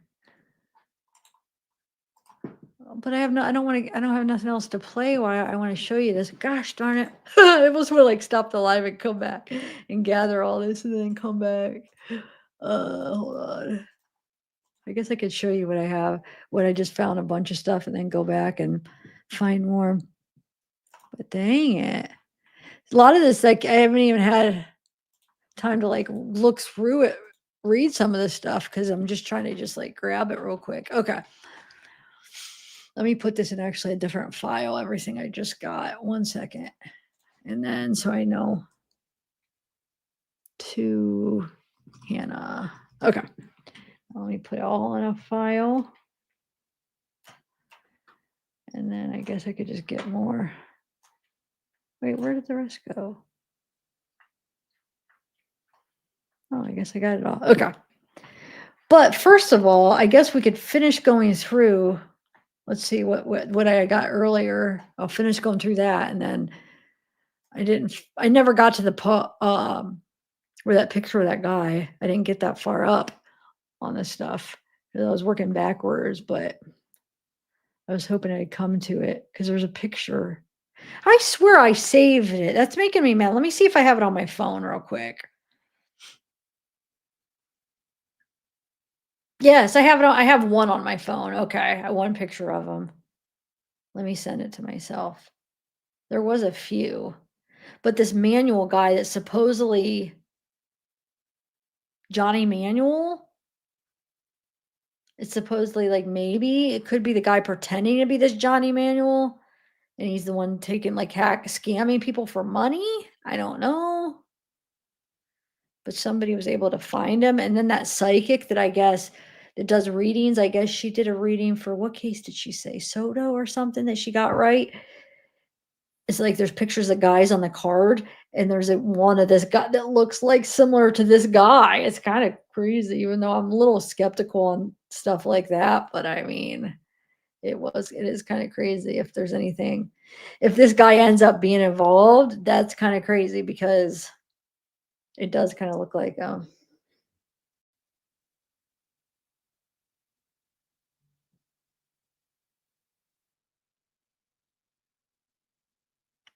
you know,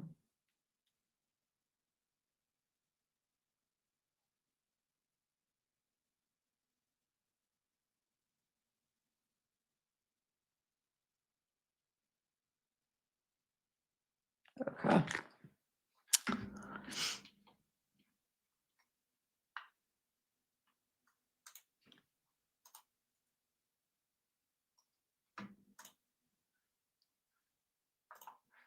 All right.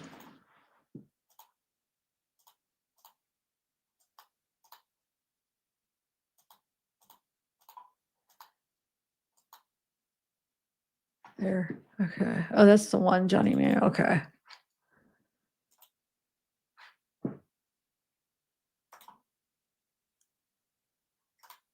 Okay, that's what I just wanted to. All right, so let's finish this, and then here's that picture, though. Let me show you the picture. Like I said, I mean, it might not be anything, but here, is the one that's going around. I'll put this, well, there, it's right, him. I don't know.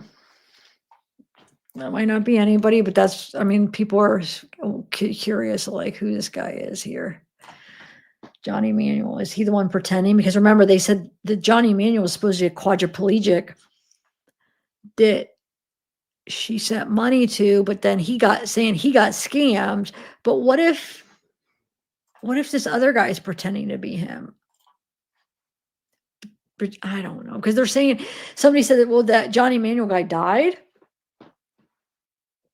But then they said they can't find a Johnny Manuel. So I know it sounds confusing. I'm a little confused too.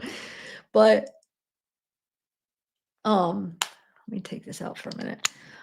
So okay, it says, please let us know how it goes when you do try to find her tomorrow, and thank you for looking. Says she was at the airport from Friday till Saturday.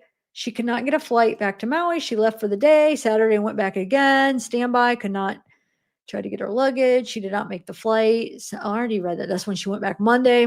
She left the airport the last time. Done.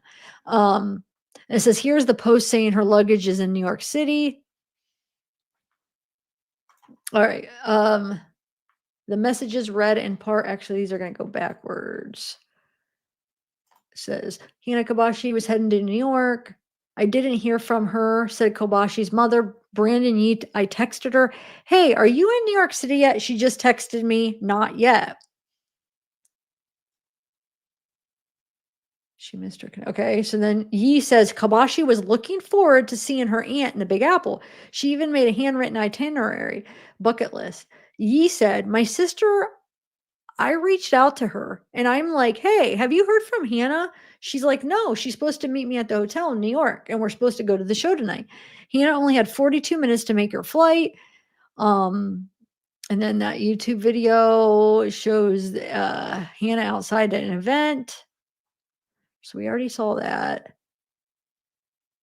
And then it says, the message read in part, I got tricked pretty much into giving away all my funds, with a second message that said, for someone I thought I loved. And then she heard from Hannah. She was at LAX and she said that she was scared. He said, Kobayashi's sister, Sydney, said she texted her that she was scared and that she couldn't come back home or something. It was just really weird text. Sydney added, it's weird to me because it doesn't sound like her. Like there was just something off about it. So I wasn't too sure. I don't know if it's her or if someone else was texting. The family filed a missing person report. It says they just want the word out. Okay.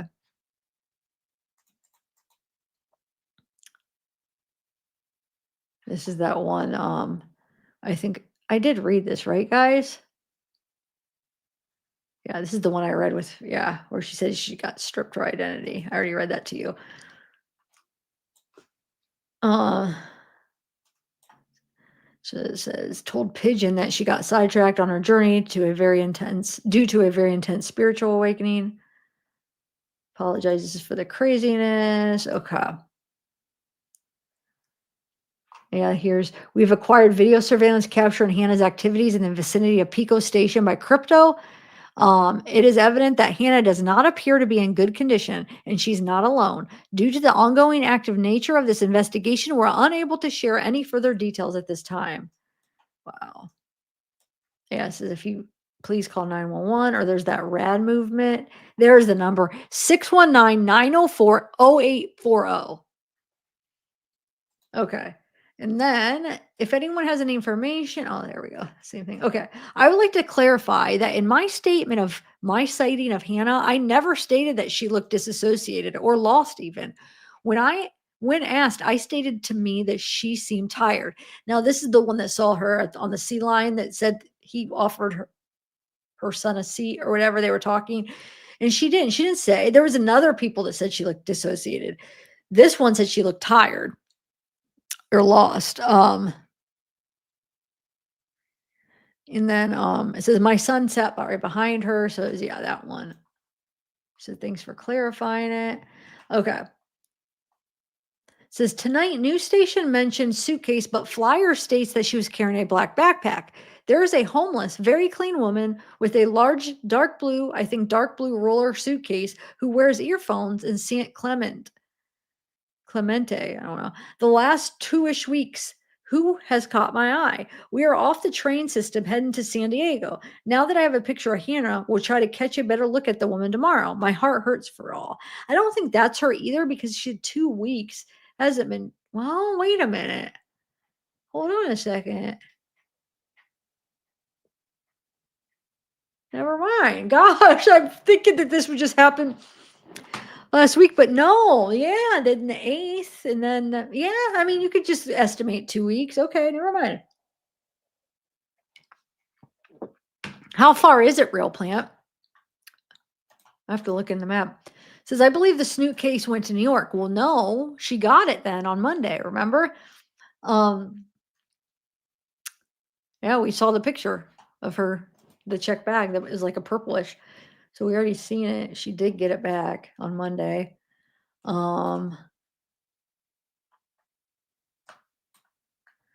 She might have a carry-on backpack. You don't know for sure, so you shouldn't speculate. Her suitcase that she checked is in New York. Yeah, but it looks like she got that back. Okay. And this one says, I've seen her at the Planet Fitness on Broadway and 5th yesterday. I work around the area. They tell them to reach out to LAPD.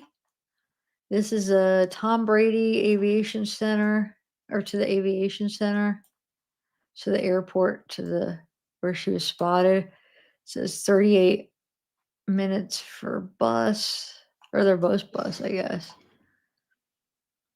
Yeah, 26 minutes or 38 minutes. 8 minutes for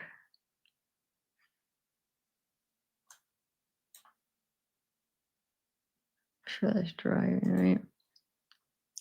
Okay, so it says there's a girl who came in my store last night in SoCal who was from Hawaii. She seemed like a street person at first, but I talked with her for about 5 minutes, then gave her water. She said she was from Hawaii and trying to get back to LA.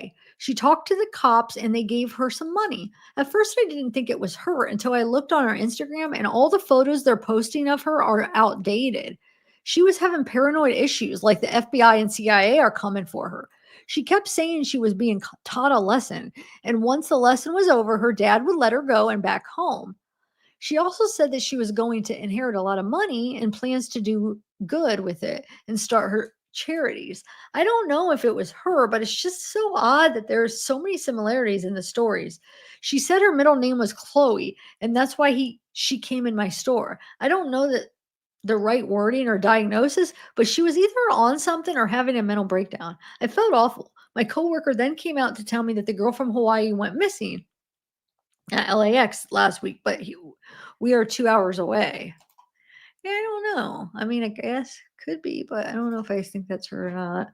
And then let me take a sip of water. This is pictures from outside the airport, it looks like.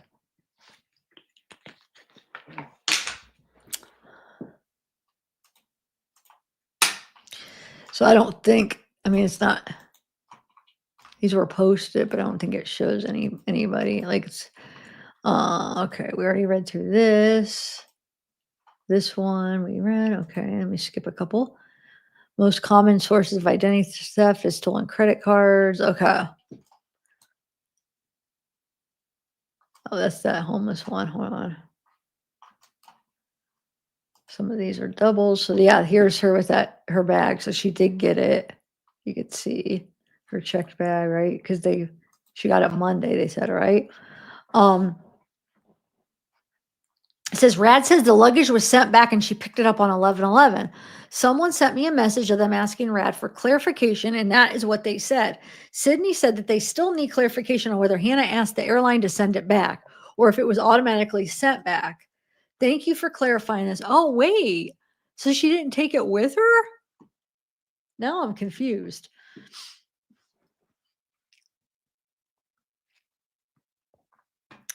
Yeah, but with that being said, sometimes people like I could see how somebody could just say blue. They see it real quick and they just remember as blue. I know that doesn't, it sounds kind of silly, but I mean, I've seen it happen where people will say like a different color. Like I could see how blue and purple, I don't know, but it's probably not her, but, and it sounds like, did she send the bag back? It sounds like, did you guys see that?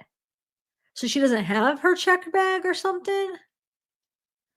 I don't know if I understood that right. Why would she do that? All right. Oh, that's the same one. Hold on. A lot of doubles. Sorry, guys. That's her sister. I don't know why. Spoke with ad movement regarding the Planet Fitness tip. Apparently, the employees have reported that she's been coming in the past couple of days. Okay, that's a double. Sorry. It says, wait, who is the guy you're posting? I'm in all her groups and have never seen this man posted anywhere. The John that we are speaking of is not this John. He is a white man who is wheelchair bound. I don't care what group you're in. You heard what you heard, and if you know so much, find her sister in my comments. Says you have said somebody with a tan jacket. Okay. All right. So now let me show you the stuff I just got real quick. I was finding when I was looking for a picture of that guy. And there's probably still more, but okay. So now tell me, at first I didn't think this looked like her, but the more I looked, I mean, think about think about the pictures we saw of her, right?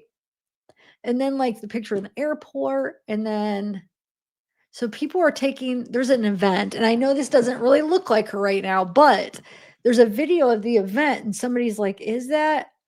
Hold on, I'll show you more. And there's actually a video of it. It says, hi, my name is Mido Reeve. I am never married, agnostic, Caucasian woman without kids from the United States, Hawaii. Now I'm looking for new relationships. I want to meet a man, love of my life. Wait, what is this? She said she was a smoker as well in the profile. Oh, wow. That's so effed.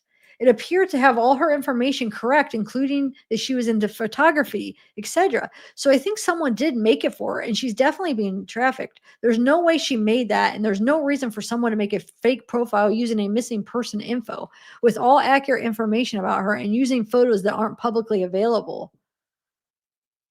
But where's the photos? What? See, some of these I just grabbed and just skimmed and didn't get to read all of it. Well, I need to know more about this because where's the photos at? What the heck? Wow, that's crazy. Okay, so this person's taking pictures. Do you think it looks like her or no? I don't think it does, but I mean, sometimes people look different, especially at different angles, or remember, we're seeing pictures of her that could be old, or she could have a filter done up, and then like in real time, she might look a little, well, we saw the picture of her at that event where sometimes you just look different, but I mean, maybe it's not her, but it's just still interesting. And then the actual event here, there's a video of it right here. Somebody has. All right, let me connect this again. Hold on one second. Let me reshare this with the audio again. Okay, so this right here, I think it's this one right here, is supposed to be that taken from that. The screenshots are, I guess, are taken from that. Or wait, where is it at?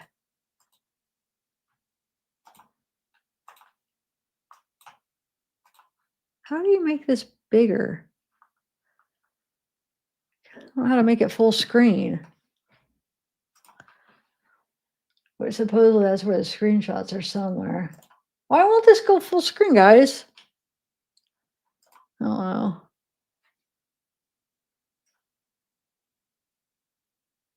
Is that right there? Or was that her over there? Not her. I'm not saying this is Hannah, but was that the girl that they pointed out? The one that was to the right, maybe? You can't even fast forward. But anyway. But look at this. Watch this. Check this out. So you know Skid Row. Well, hold on, I want to wait 1 second. Her. That's the person they think might be. What do you guys think? No? I don't know what this event is. House is feeling, circling back.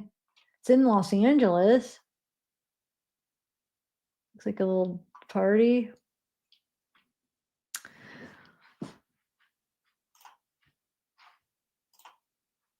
Hold on. See, here's, wait. Right there. I don't know. Anyway, look at this though. Live webcam on Skid Row. Dude, how crazy. I like that. Do they have audio? Probably not. A lot of these don't have audio, which is understandable. But look at that.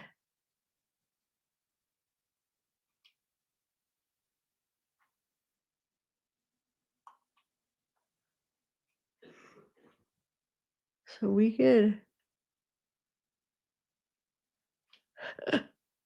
be checking that out. Looking all kinds of stuff. That's pretty interesting, huh? I've never seen this before. Dude, Skid Row is so entertaining. I mean, it's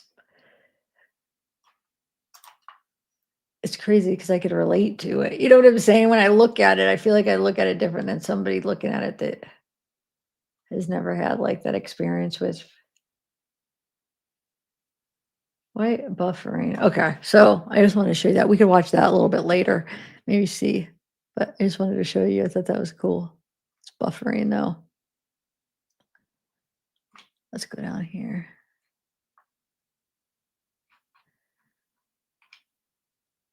The tents. That'd be crazy if, like, I mean, somebody watches all day and they catch her walking on there. I don't see them, if she is taken, I don't see them taking her to Skid Row and like, I mean, I see her maybe down there at a point, but not like just hanging out down there. I would say like they would have her in a hotel or something, but I don't know. I hope she's okay. The timing is really important. Like they need to act quick. Okay, so let me go back to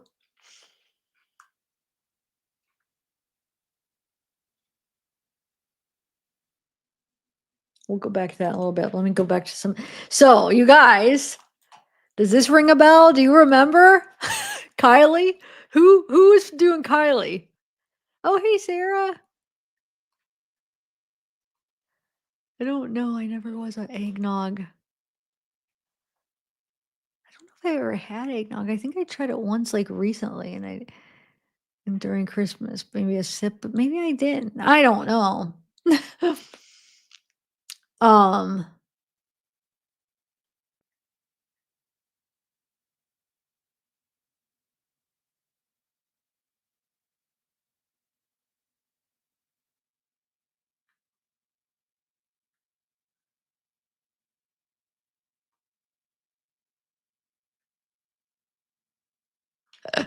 All right. So yeah. So it says without saying. I want to see if anybody remembers him. Okay. Without saying too much, she is vulnerable right now to psychics and those she believes can give her clarity about the future. And this guy is involved with people that make those types of promises. So it's helpful information.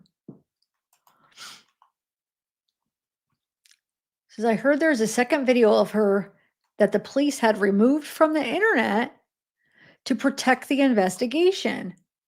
Terrifying, but it suggests that she's still alive.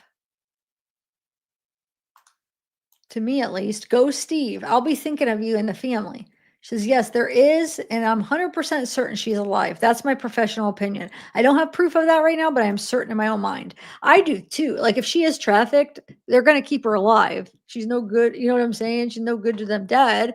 I mean, not to be insensitive or anything, but like, it seems like either she's there, just got into some bad people and, willingly met up with them and just in a bad situation, or she is taken. And if that's the case, I bet you she's alive too. You know what I'm saying? Because but they need to freaking find her before. I mean, that would be very traumatic, what she's going through, you know? So anyway, says, did you check Skid Row? Crypto is very near. Says that is being searched. I'm searching a different area based on how I'm reading the information available. Anyway, currently out searching again for Hannah. I've learned a lot about the investigative details, and I think there's a very high likelihood that she is still around Los Angeles and alive. So nobody did Kylie. Nobody remembers him from the Kylie case. I thought I was gonna have a lot of people like, oh my god, but I guess not. Oh yeah, that's a good one, Liam Neeson. That's really funny.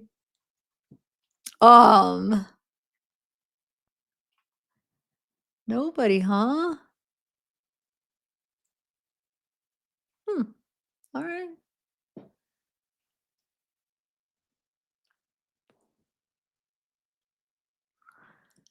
All right. So, and then we have says Brandy, Hannah's mother will manage the funds and ensure donations go to Ryan and family members directly assisting with the search. As confirmed in the fundraiser story, the donations will be used for, it's talking about the GoFundMe, right? Food and hydration for the search teams, transportation for our family and critical support team, communication devices and technology for an extensive search area with no cell phone service, a media campaign to maximize awareness of Hannah's missing person case, and how to get in touch with appropriate authorities. Temporary accommodations for essential personnel, and on-site support for our family. Please continue to share the fundraiser with your networks. I don't know. I have to find where that is. All right. This is 11:18 Monday afternoon, Taco Bell, and then Planet Fitness, and then Tuesday afternoon, Gas Company Loft Apartment. So these are different places she was spotted. Here, and this, she was spotted a few times, remember? She came in there, I don't know how many days, but they made it seem like multiple times. And then remember, she came in here and did, is this where she had, wait. Now I'm forgetting what she did in this. I remember reading about it, but I forget. She was seen doing something there. But yeah, she was seen there too. All right. Says Hannah confirms she was with people. Completely new info in the article on The Sun. Aunt in New York confirmed she spoke with Hannah and that Hannah said she was with people. And that's when we were like, Hannah, what is going on? Are you okay? What's happening? Then we spoke on the phone. She sounded paranoid. Said, are you with people? She said, yes, but it was vague. I said, do you feel safe? She said, I think so. And she said she was going back to LAX to see if she could reschedule her flight and talk to American Airlines. She said, I love you. And I said, I love you too. I heard that there's a second. Oh, this is the second video. Yeah. Okay. A lot of these, sorry if there's doubles on some of these.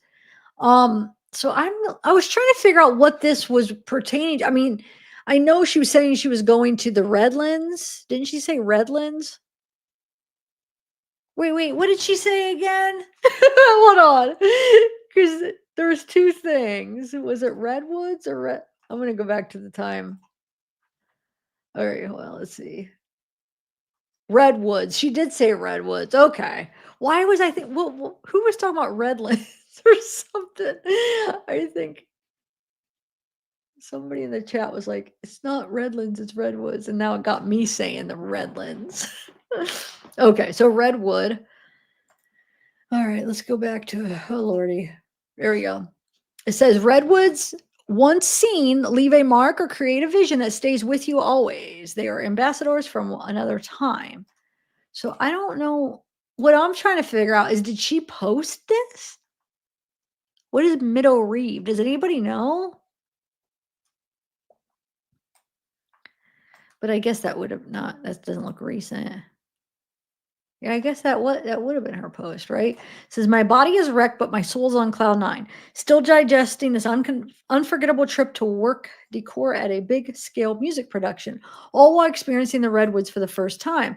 So many happy tears were shed, and so many new memories are embedded in me that I truly will never forget.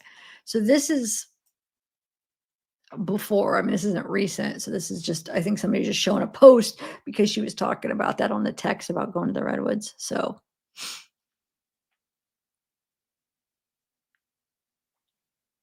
Um,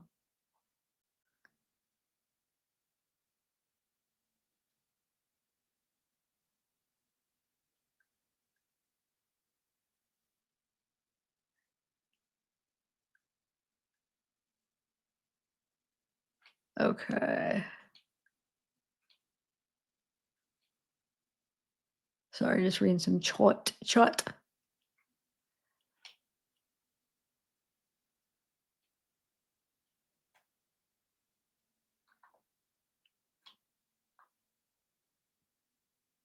Uh, um, okay.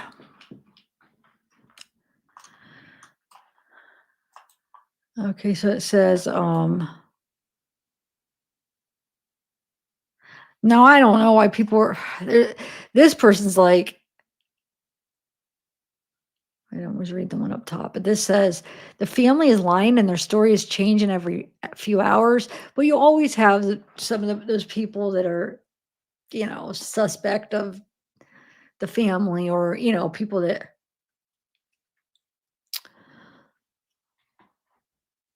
I don't know. Let's see. It says, for instance, family says authorities had footage of her at the train station not looking well. Then today we found out authorities did not contact them until yesterday. One of those is a lie.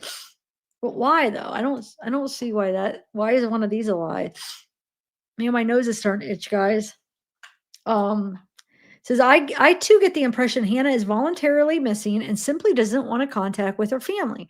The way she went through it with it wasn't smart, but it may very well be what she wanted to get away from an overbearing and controlling family. I mean, I do think she voluntarily originally left, and then she might have gotten to a situation where she's kind of feels stuck because she doesn't have money. She got kind of scammed. So she might be just kind of going with the flow, has nowhere else to go now, doesn't want to, contact her family. It could just be that. But I do think for sure it started off as a voluntary thing. It looks like. Now, did it turn into something bad?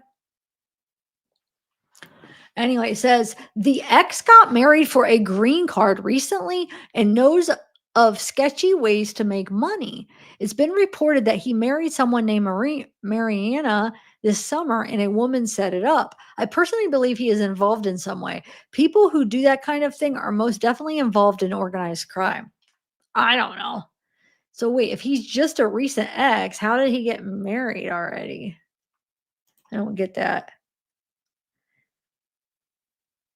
Yeah, maybe.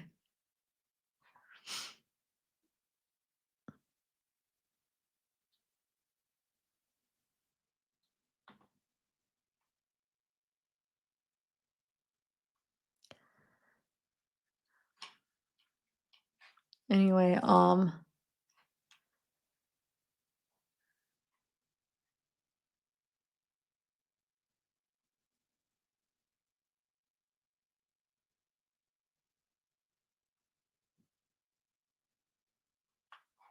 so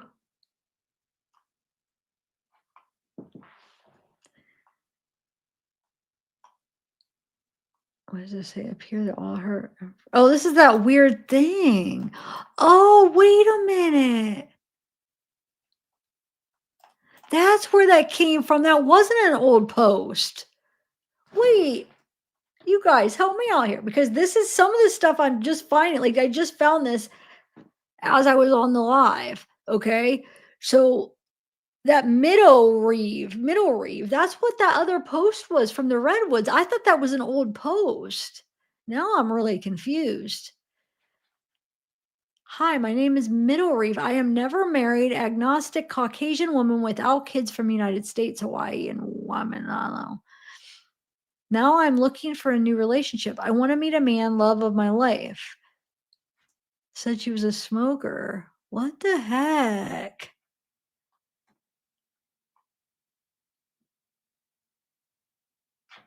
Because look, this is what I'm talking about. Look at, where's it at? This, Middle Reef. I wish this had a date because I mean, this was says July. Isn't this the one from below or is this from this? July 25th? But if that's the case, then that was last year. So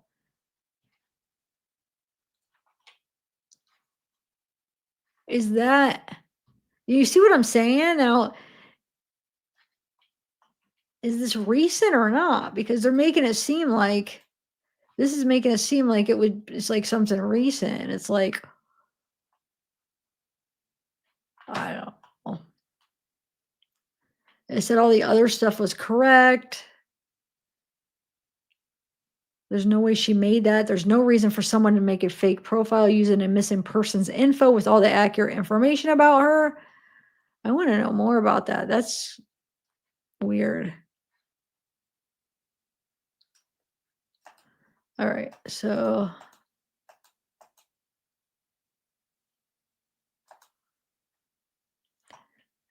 look, that's the middle read. It says, "You sound like my kind of people. I recently went to Chicago for the first time to experience true house music. At the Source. Every trip moving forward right now for me is based off exploring the epicenters of music and what speaks to me. Chicago was incredible and inspirational, especially all the local talent, intimate afters. I just secured my ticket for a movement in Detroit and will be flying solo exploring New York City soon. And diving into all kinds of music experiences. Super ready to dive deeper with sound." So this is from September 14th, so maybe a couple months prior. Huh. But what I want to know, though, there's actual picture of her right there. That's what's confusing me. Look. So this is for sure her because, or somebody's using her picture because that is a picture of her under Middle Reeve. It's very interesting. Oh yeah, I know, but what I'm confused on is when it's from. Because look, this looks like 2023, unless if that's for the message below. But it would make more sense if it was all current, like if this was. But if this was from 2023, then this like she was using this profile, or somebody was using this fake profile back then, or help me out, guys. Does that mean that's from below? That's the date. But if that is the date, then that means she's using it, or somebody's using that profile then, and then also all the way up until 2024. Is you guys following me? Anyway, and then it makes it a little even harder to understand, because if this just happened, oh yeah, and in September she would have not even have left yet. She would still be in Hawaii. Okay, so the reason I think this was in there, I want to go look at that name from the timeline, that Baol, because remember that was the one guy, hold on, that scammed that person. Let's find it. They said that guy got scammed out of $1,000. Hold on, where's it at? I got right here. So remember, so she Venmoed Jonathan Taylor, and is also shared by John the Boneless on TikTok. Wait, Jonathan Taylor, rolling wheels for a reading. So like maybe a reading, a psychic reading or something. So she Venmoed him for that, and that name is also shared. That same name, the John the Boneless on TikTok.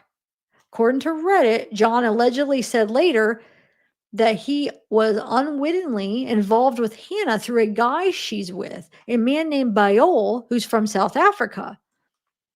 John apparently is semi-quadriplegic and suffers from a brain injury. He shared that Baol scammed him by hacking his Cash App Venmo accounts and stole $1,000 from him. This has led Hannah's family to believe Hannah was Venmoing Baol and not John. Okay. So I don't know. Oh, where'd that go? I mean, I don't know if they were able to figure out that this is the Baol, but this was in one of the things. So I don't know if this is even the right Baol, but let's see. Baol. Should do a little research, see if he's from South Africa, and if that person that saw, man, that what was her name? I got it's on the tip of my tongue. It begins with a P. The lady that with her son that saw him on the sea line and talked to him, she saw the guy. So I'd be interested to see, like, I hope she got a good image of him, and then she could say, to that's him or that's not him.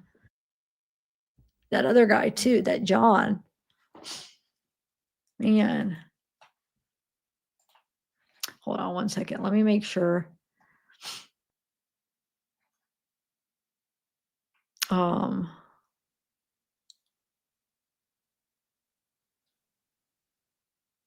Today, yeah, it's pretty crazy. Oh, thanks, Sarah. Good night. What time is it?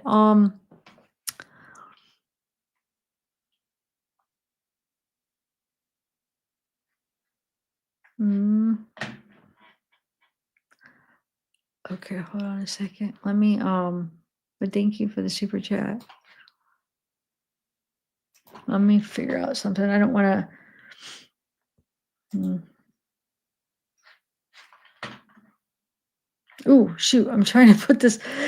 There's a few of them. So that Biol, he is from, I mean, his address is in California, but I don't know if he has any. I'm going to look him up to see if he has any past addresses, like if he is from a different country. I don't know. Okay. I'll look him up later. All right. So this is kind of interesting. This one says, I work at the airport and saw this woman. She flew from another state to see a man here at LAX. And this man, he never shows to the airport. And this lady passed 3 days waiting for him. Interesting. And then they say, please contact authorities with this information. Did you speak with her and learn this information? She says, yeah, because I see her 3 days in a row in the same place. Many situations last week there. Another lady, she had like 2 weeks ago. I'm not sure she missed her flight, but she's stuck there. Or sometimes they are homeless and they live there at LAX. Yeah. One might be her. Let me take a sip of water.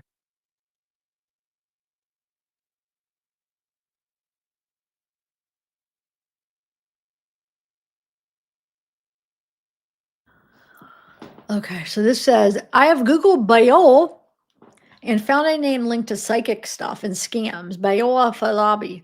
And also a Google image search of him leads to a spiritual event in New York State at Wappingers Falls on the 16th of November. This event was an Alex Gray event, and Hannah is following him too. She's also following an event called Chapel. Hold on. Of the Sacred Mirrors. Chapel of the Sacred Mirrors on Insta. Maybe this is why she and her ex were heading to New York for the event. And the event symbol is an eye and triangle and has fire dancers and spinners. That's a bunch of coincidences. So this is Alex Gray, the guy that does the psychedelic art, says yes. But no, she was going there for a few reasons: to visit her aunt. She had a photography job thing. And you saw her itinerary, so I mean, maybe that was one of them. I don't know. I don't know. There's another Biol, but I don't really know. I think this is interesting though, about this lady that saw this girl 3 days in a row that was waiting for a guy that never showed up. Because what if the guy that she met up with didn't show up at the airport? She was waiting, so then she just took off down, to do sightseeing, and then he met her there or something. I don't know. And then yeah, last day of contact was November 9th. I thought it was the 11th though. Tattoo of a knife on her forearm, freckles on face. Here's the person that she sent like the bow and arrow to, Venmo, remember? She paid this person. And this is the name by old Palumi appears to have origins in Yoruba. The culture from Nigeria. Here's a breakdown of the possible meanings. It's less common in Yoruba, but could be derived from ba, to meet or accompany. Yol, potentially a variation or shortened form of another phrase, together. It could mean something like accompanying joy or come with peace, though the exact interpretation may depend on context. Palumi, a more common Yoruba name meaning God is with me, the Lord is with me. When combined, the full name could suggest a deeper spiritual or aspirational meaning, like accompany peace or God is with me. However, Yoruba names are often nuanced and tied to family or cultural significance, so the exact interpretation may vary.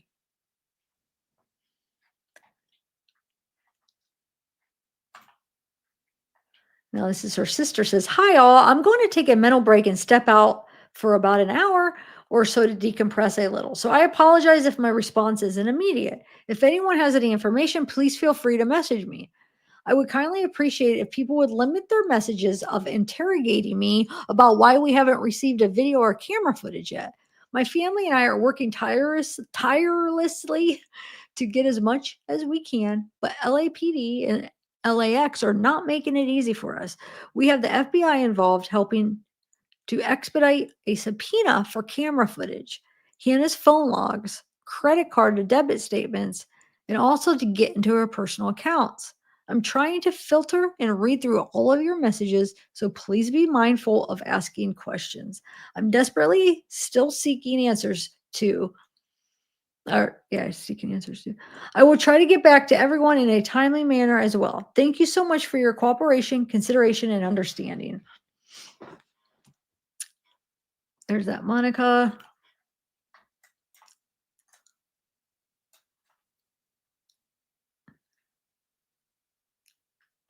Bow and arrow emoji can represent several meanings. Archery, literally, it represents the sport of archery. It can indicate someone is experiencing love or excitement. Zodiac sign associated with the zodiac sign of Sagittarius. Focus and determination symbolizes aiming for a goal. Well, I want to see, because these were screenshots from a group, but I just noticed that. Let's see what the person was watching. What is that?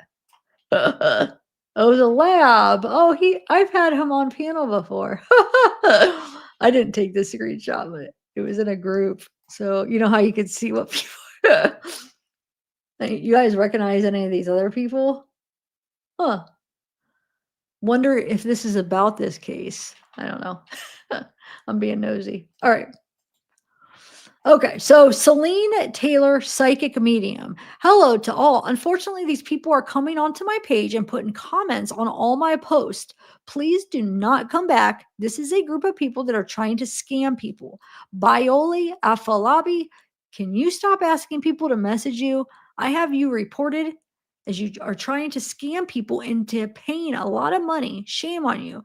I have worked long and hard to build my page up and build people's trust that I am real. I suggest you do the same on your own page, not mine. I apologize to all that has been a message.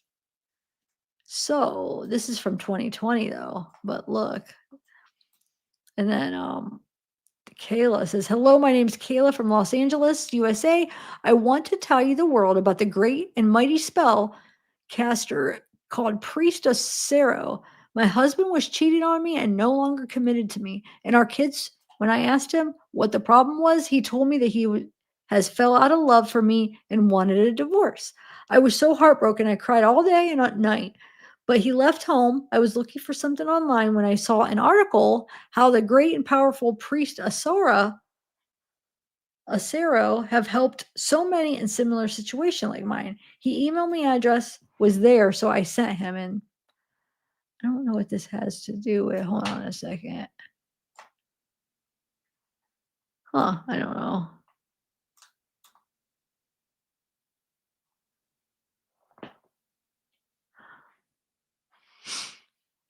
Okay, I don't know why I read that. I guess the important part is just this right here, because I don't even know. This is from a while ago. But this guy looks like he's a scammer, Bioli. It might not even be the same one that she's hanging out with, but she's supposedly with a Biol who claims to be a Biol. I mean, who knows if that's his name? Anyway, it says urgent, multiple tips, MacArthur Park. If you see Hannah, do not approach her. Take a picture and send it to me right away, and I'll get to her family. What? MacArthur Park, remind me, wasn't there a case in the last couple of years where something happened at MacArthur Park? I can't think. It's like, I feel like something happened there. Uh, I don't know. I can be wrong. Does anybody know? Does it ring a bell anyway? All right. So, yeah, this was interesting. So this was posted in the group. So this is Hannah's. I mean, this is posted. They're sharing like her email and stuff.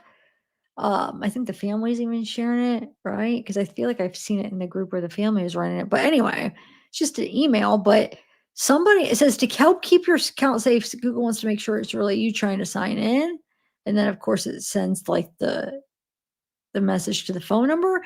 But there's a reason that they posted this. I'm curious, did somebody try to do this, or were they somehow able to see that she tried to get in somewhere? I wish there was more information on like a time. So I don't know. Huh. So somebody was trying to sign in, either she was or somebody like family or something. Oh. Anyway. All right. So this is missing person. So it says, if you look at her Instagram, there are recent comments from Ceremony Limited. And if you ask Instagram to reset the password to that account, then it's explaining it. See, I didn't remember. I just grabbed all these. I didn't get to read them. Okay. It says the number associated ends in 91. If you then Google Hannah's phone number, you see that she has 2 cells with AT&T, one of them dating back to 2021.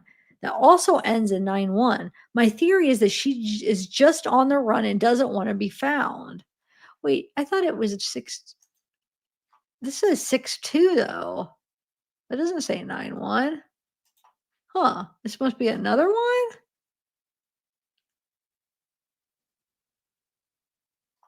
I don't know. Anyway, here's the one that says the 91. There are only 10 possibilities for what the second to last number can be, 0 to 9. And then the same 10 options for the last number. So it could just be one of the millions of other phone numbers that end in 91.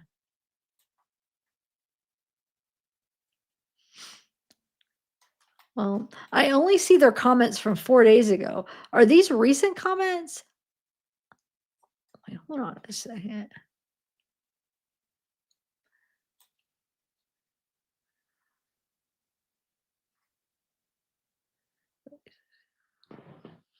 Okay. Also, so 2 cells. So both cells, are they saying? I have to look it up.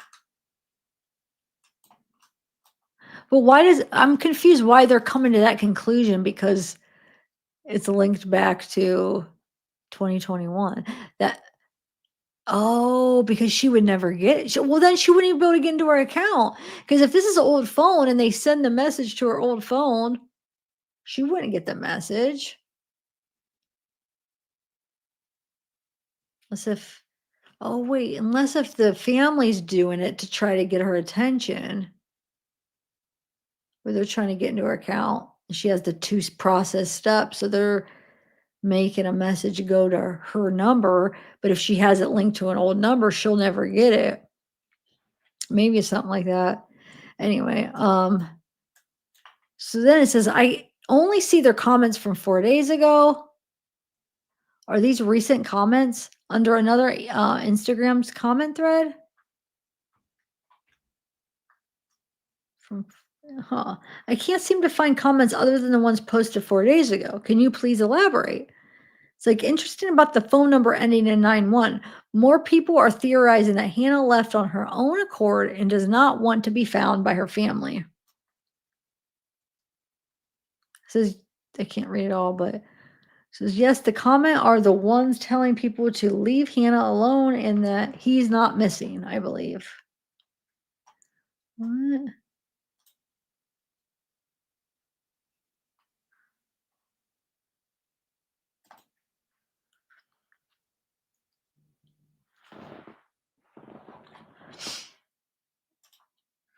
Oh shoot, hold on a second. Let me look.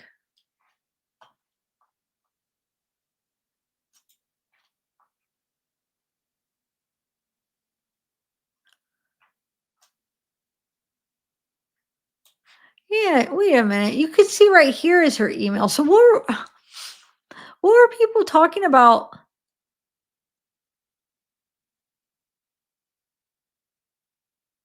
Because it's her middle name. They were saying it was the same information, made it seem like it was a different name. It is her. So why? Guys, it's just well, it's probably just somebody that doesn't know what they're talking about, huh? Anyway, says you sound like my kind. Oh, this is her. I already read it about her sounding like how she's going to New York. So this is her then. So I'm pretty sure, huh? So let me read it again now that I'm more confident it's actually her talking. And it's not somebody pretending to be her. It says, I recently went to Chicago. Every trip moving forward right now is based off exploring the epicenters of music and what speaks to me. Talking about Chicago is inspirational. I just secured my ticket for movement in Detroit and we'll be flying solo, exploring New York City and diving into all kinds of music experiences.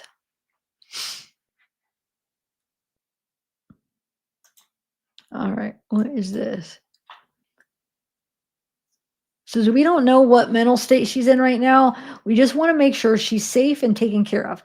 We don't know if she does or doesn't want to be found, which is why we need to use caution and not make her feel alarmed or threatened in any way.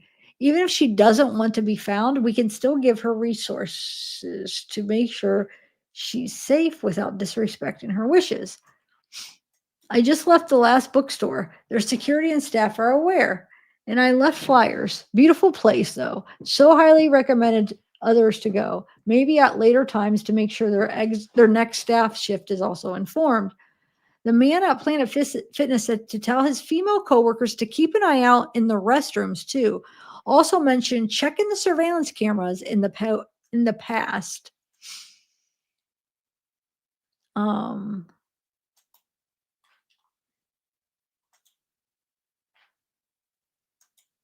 Dang it, I read it. I knew it. I always forget because I read it backwards. So this was supposed to be first. I gotta remember because they come this way. I need to start at the very end and go this way. Anyway, so Stacy says, hey, Aaron, I'm 2 blocks away. I'll look in every area right now. They have just opened. Should be pretty empty still. I'm also on the same block as the last bookstore. So I'll go there after. I'll update soon. And then she says, yeah, I think it's best if you guys that are out there, since she won't recognize you. If she saw me or family members, she might get flighty. So yes, please contact me right away. Thank you so much.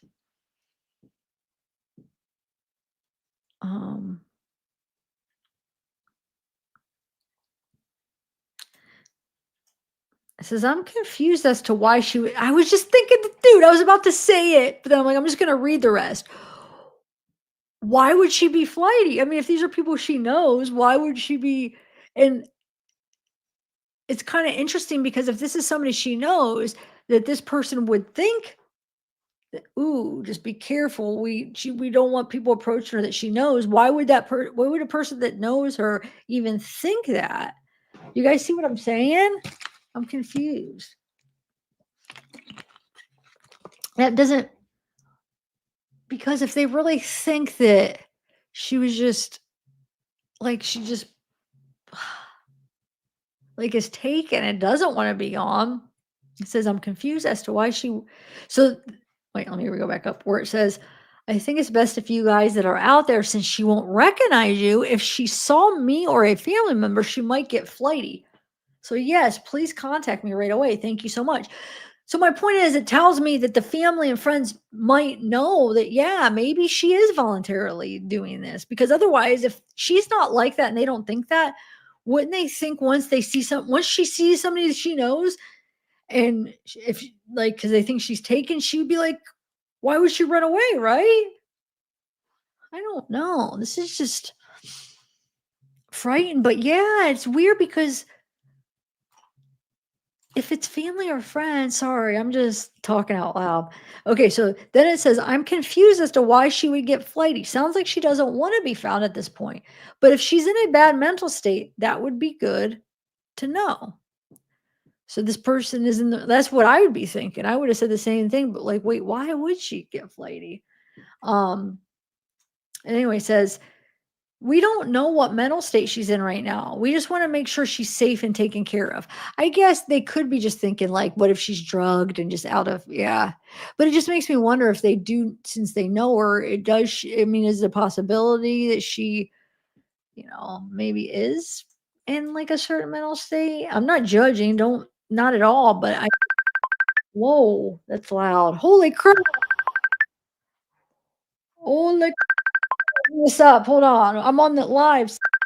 Oh, that's loud. Oh, dang it. What the heck?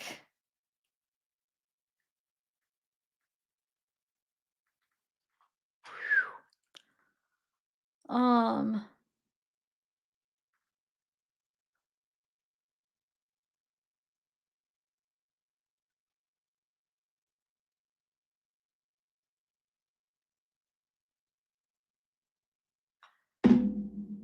uh, yeah, if I answer like through Facebook, it'll probably go on the whole live. I'm thinking, I don't know how that works since I'm on my earphones. It rang through my earphones. Oh my God, that was scared the crap out of me. Did you guys hear that? Holy loud. And imagine having, my heart's pounding. Holy crap. Well, hold on. I'm live. Huh. All right, let me go through the rest of these screenshots here. Okay. Which one was I on here?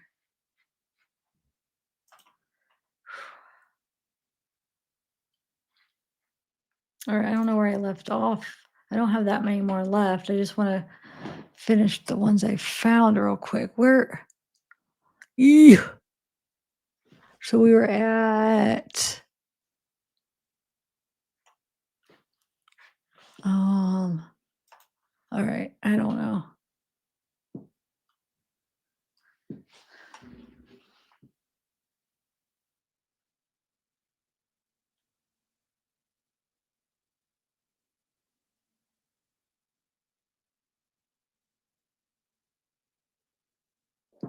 Um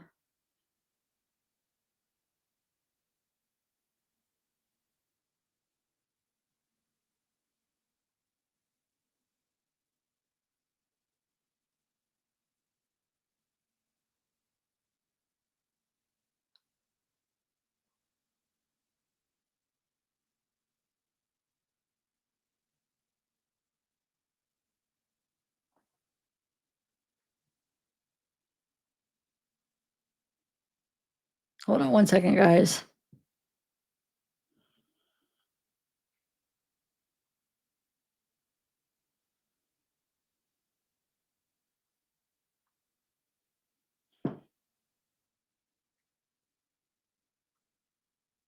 Hold on one second.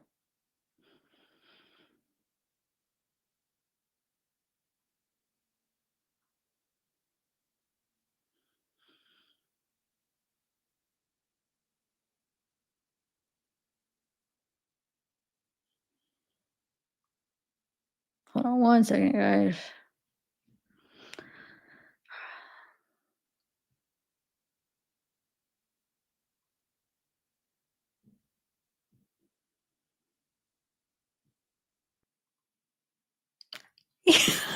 Hold on.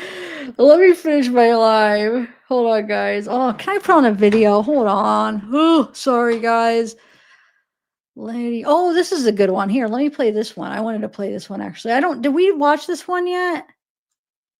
This is actually a good one. First, a Maui woman is missing, and her family is desperate for answers. 30-year-old Hana Kobayashi was heading to New York to visit family, but never made it. Our Chelsea Davis spoke with her mom and sister, who are begging the community for help. Hana Kobayashi loves to travel. The 30-year-old was heading to New York City on Friday to visit family, but missed her connecting flight out of Los Angeles and disappeared. Didn't hear from her, and then I texted her, "Hey, are you in New York City yet?" She just texted me, "Not yet." My sister, I reached out to her, and I'm like, "Hey, have you heard from Hannah?" She's like, "No." She's supposed to meet me at the hotel in New York City. Oh, I or did this watch resort this night. one. Hold on. And Hold I'm on. like, "Oh, this is really weird." Okay, hold on, guys. We did watch this one.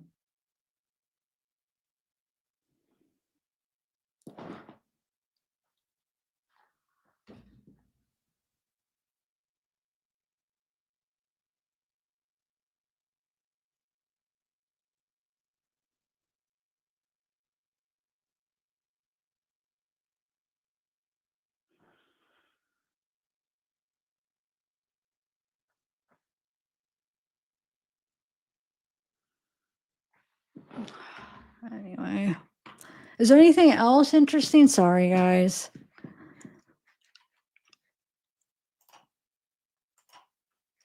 Let me see if you guys.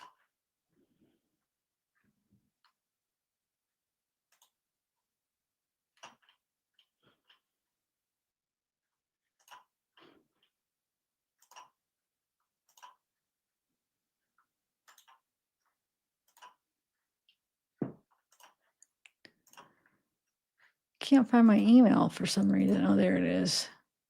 All right.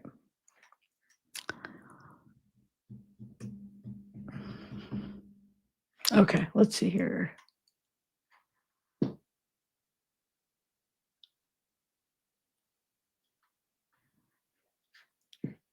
Yeah, I mean, I guess we could continue this another time.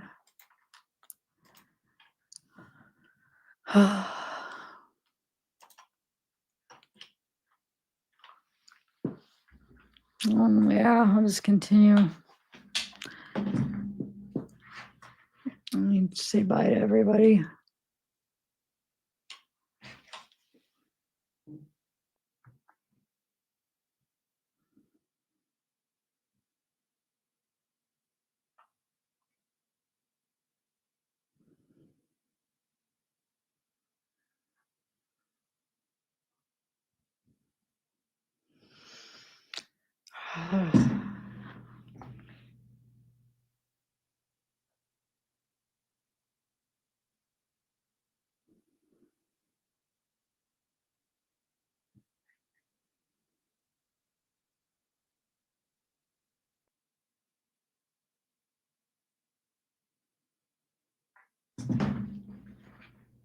Sorry, guys.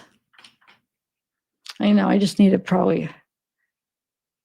I had my phone on silent, but that freaking oh my God. I need to make sure I don't have my Facebook up, but I was using Facebook in case if anything, like if any messages, it comes through. I'm sorry.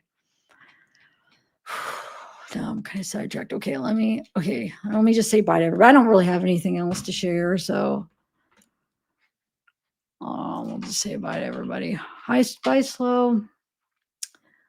Hey, Sunshine. Hey, Marnie. Yes, it was the worst because they're confused. I have no idea what is going on in the meds when they have a seizure. Wait, who? I guess what you're in another conversation. I won't try. Sorry.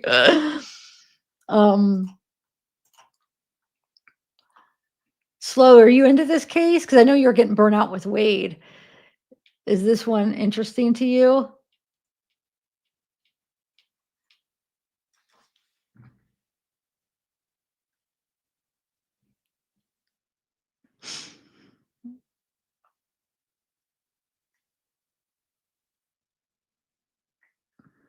Hi, She Builder. Hey, Susan.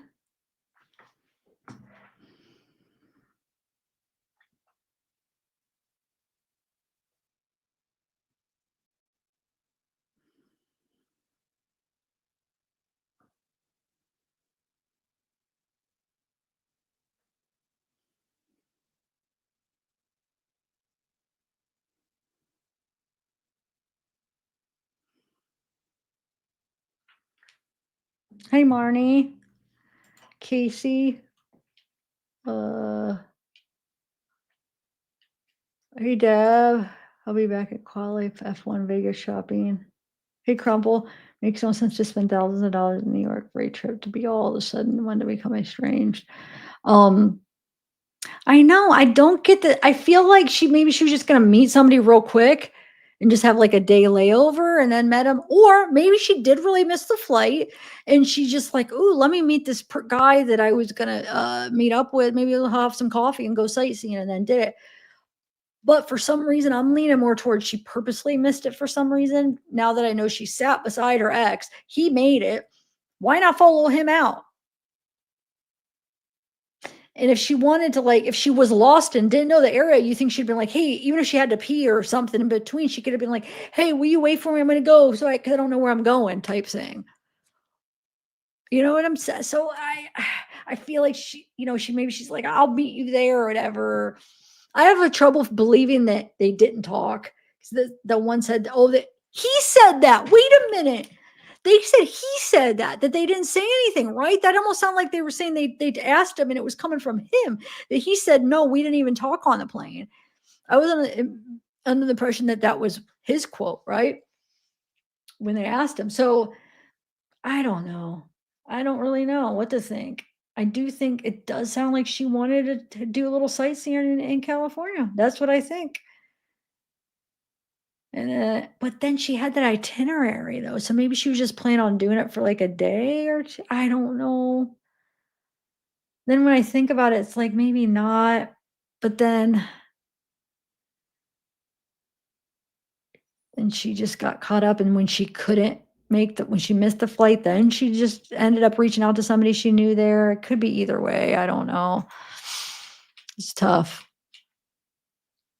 I'll keep digging, guys. Oh, okay.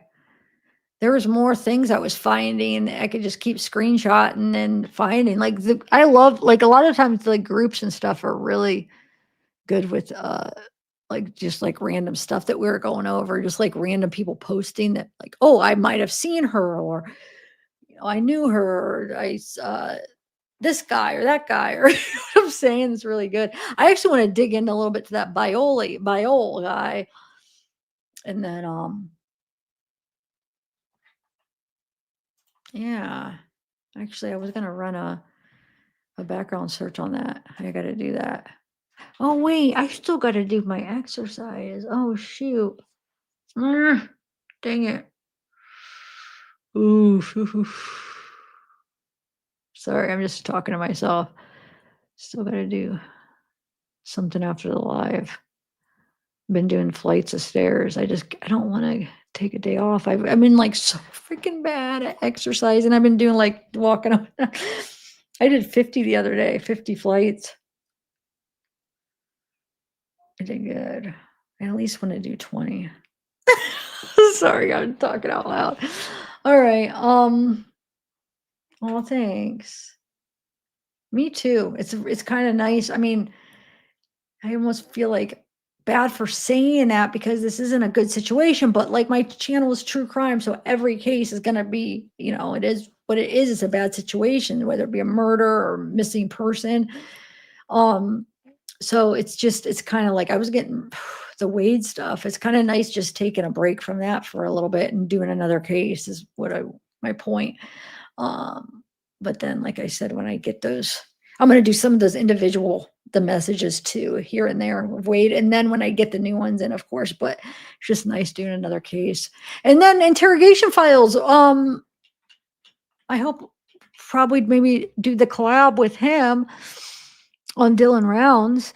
He just uploaded that video. You guys go check it out. The Dylan Rounds case. Oh my Lord, that case I was so into that case. So and he was so nice. He sent me over the files. And so I'm going to go through some of those files with you, but go check out his video first, because he does like a good video where he like puts it all together and then tells the story of, of Dylan Rounds. I even have a good playlist. I covered it when it was happening. Like when he first went missing, I was going to go to Utah, Nevada. It was the Utah Nevada border. I was going to go help search for him. I never did, but that's how invested I was. I had the mom on for an interview, Jim Terry, but we had a falling out on that case. Ty is another one that I talked to. I had him on with that case. You'll probably hear him on. He's like a part of the case, like Kurt Wadsworth. I don't know. I'm like rambling onto that case, but I'm planning on doing a little deep dive on that case in a week or so. And then I'm supposed to collab with him on it. It definitely was an interesting case, dude. When that was going on, oh my Lord, there was so much drama and so many things. Sonia, yeah, there was so much because so I met Jim Terry through this case, this Columbus girl, which reminds me of this case, I mean, this Hannah case in a way, because so he reaches out to me. I was covering this case. I forget what her name was, but she was from Columbus and she was missing. She was in the Army and she was missing. Really pretty girl. Not a ton of people were covering it. I was covering it. Well, he was the private investigator for the family. So he reached out to me and he's like, hey, I got some information. You want to have me on your show or whatever? So I had him on and we, did the case together and he gave me information for the case. So then, when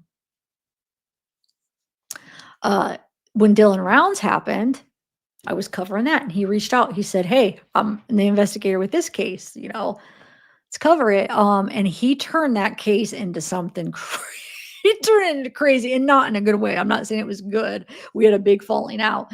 He let everybody down, like horrible past. The family like fired him, got rid of him.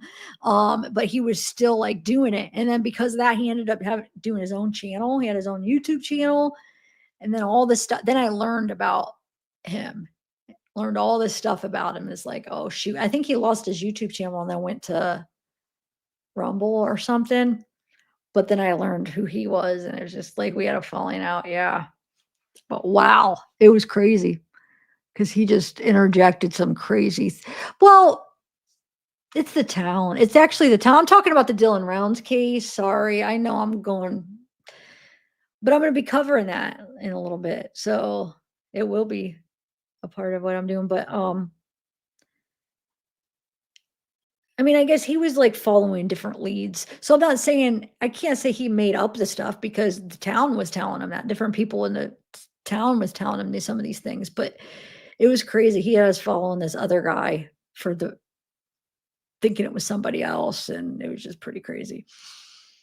We'll talk about it when that happens. I'm just doing my wind down now, but we'll talk about that. When I cover it. But go check out Interrogation Files. That's the case. The new one he just put out, Dylan Rounds. I'm going to do a deep dive because he sent me the files, let me use the files that he like. So there's tons of files and it's so much work what he does. He takes all the files and then like compiles it, picks out like good parts, you know what I'm saying, to tell the story. And so he sent them to me and I've been the last few days been looking through them.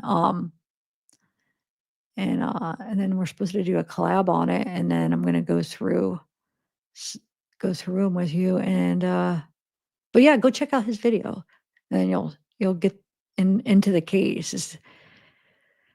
It's a murder case. He was missing for like a year before they found him.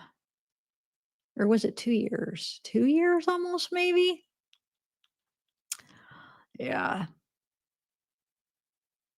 That Lance, the earthworm. Remember when we talked about him? That was that case. He was going down in caves, mine shafts. He was going down trying to search him for over a year. And he started his channel. It was really good. And and then they found him. They arrested the guy. You know how they caught it, which is crazy. You know how they caught him? Well, I guess this isn't. They suspected this guy anyway, but you know what? One of the pieces of evidence that they found is that the murderer, James Brenner, who they ended up, arresting, and he took a plea deal, so he pled guilty. He accidentally did this time lapse video. It's like shooting straight up. So it's like the phone must be laying here and it's like looking up. So it must probably be laying like on a chair or floor or something. You see him and it's time stamped the day that Dylan went missing. Okay. And they suspected it was him because he was his phone linked to like right around the property. He was supposed to meet James Brennan to park his car in the garage. They see that the last spot his phone pinged was right where James Brenner was and all this stuff. So they knew it was him, but they couldn't find the body, right?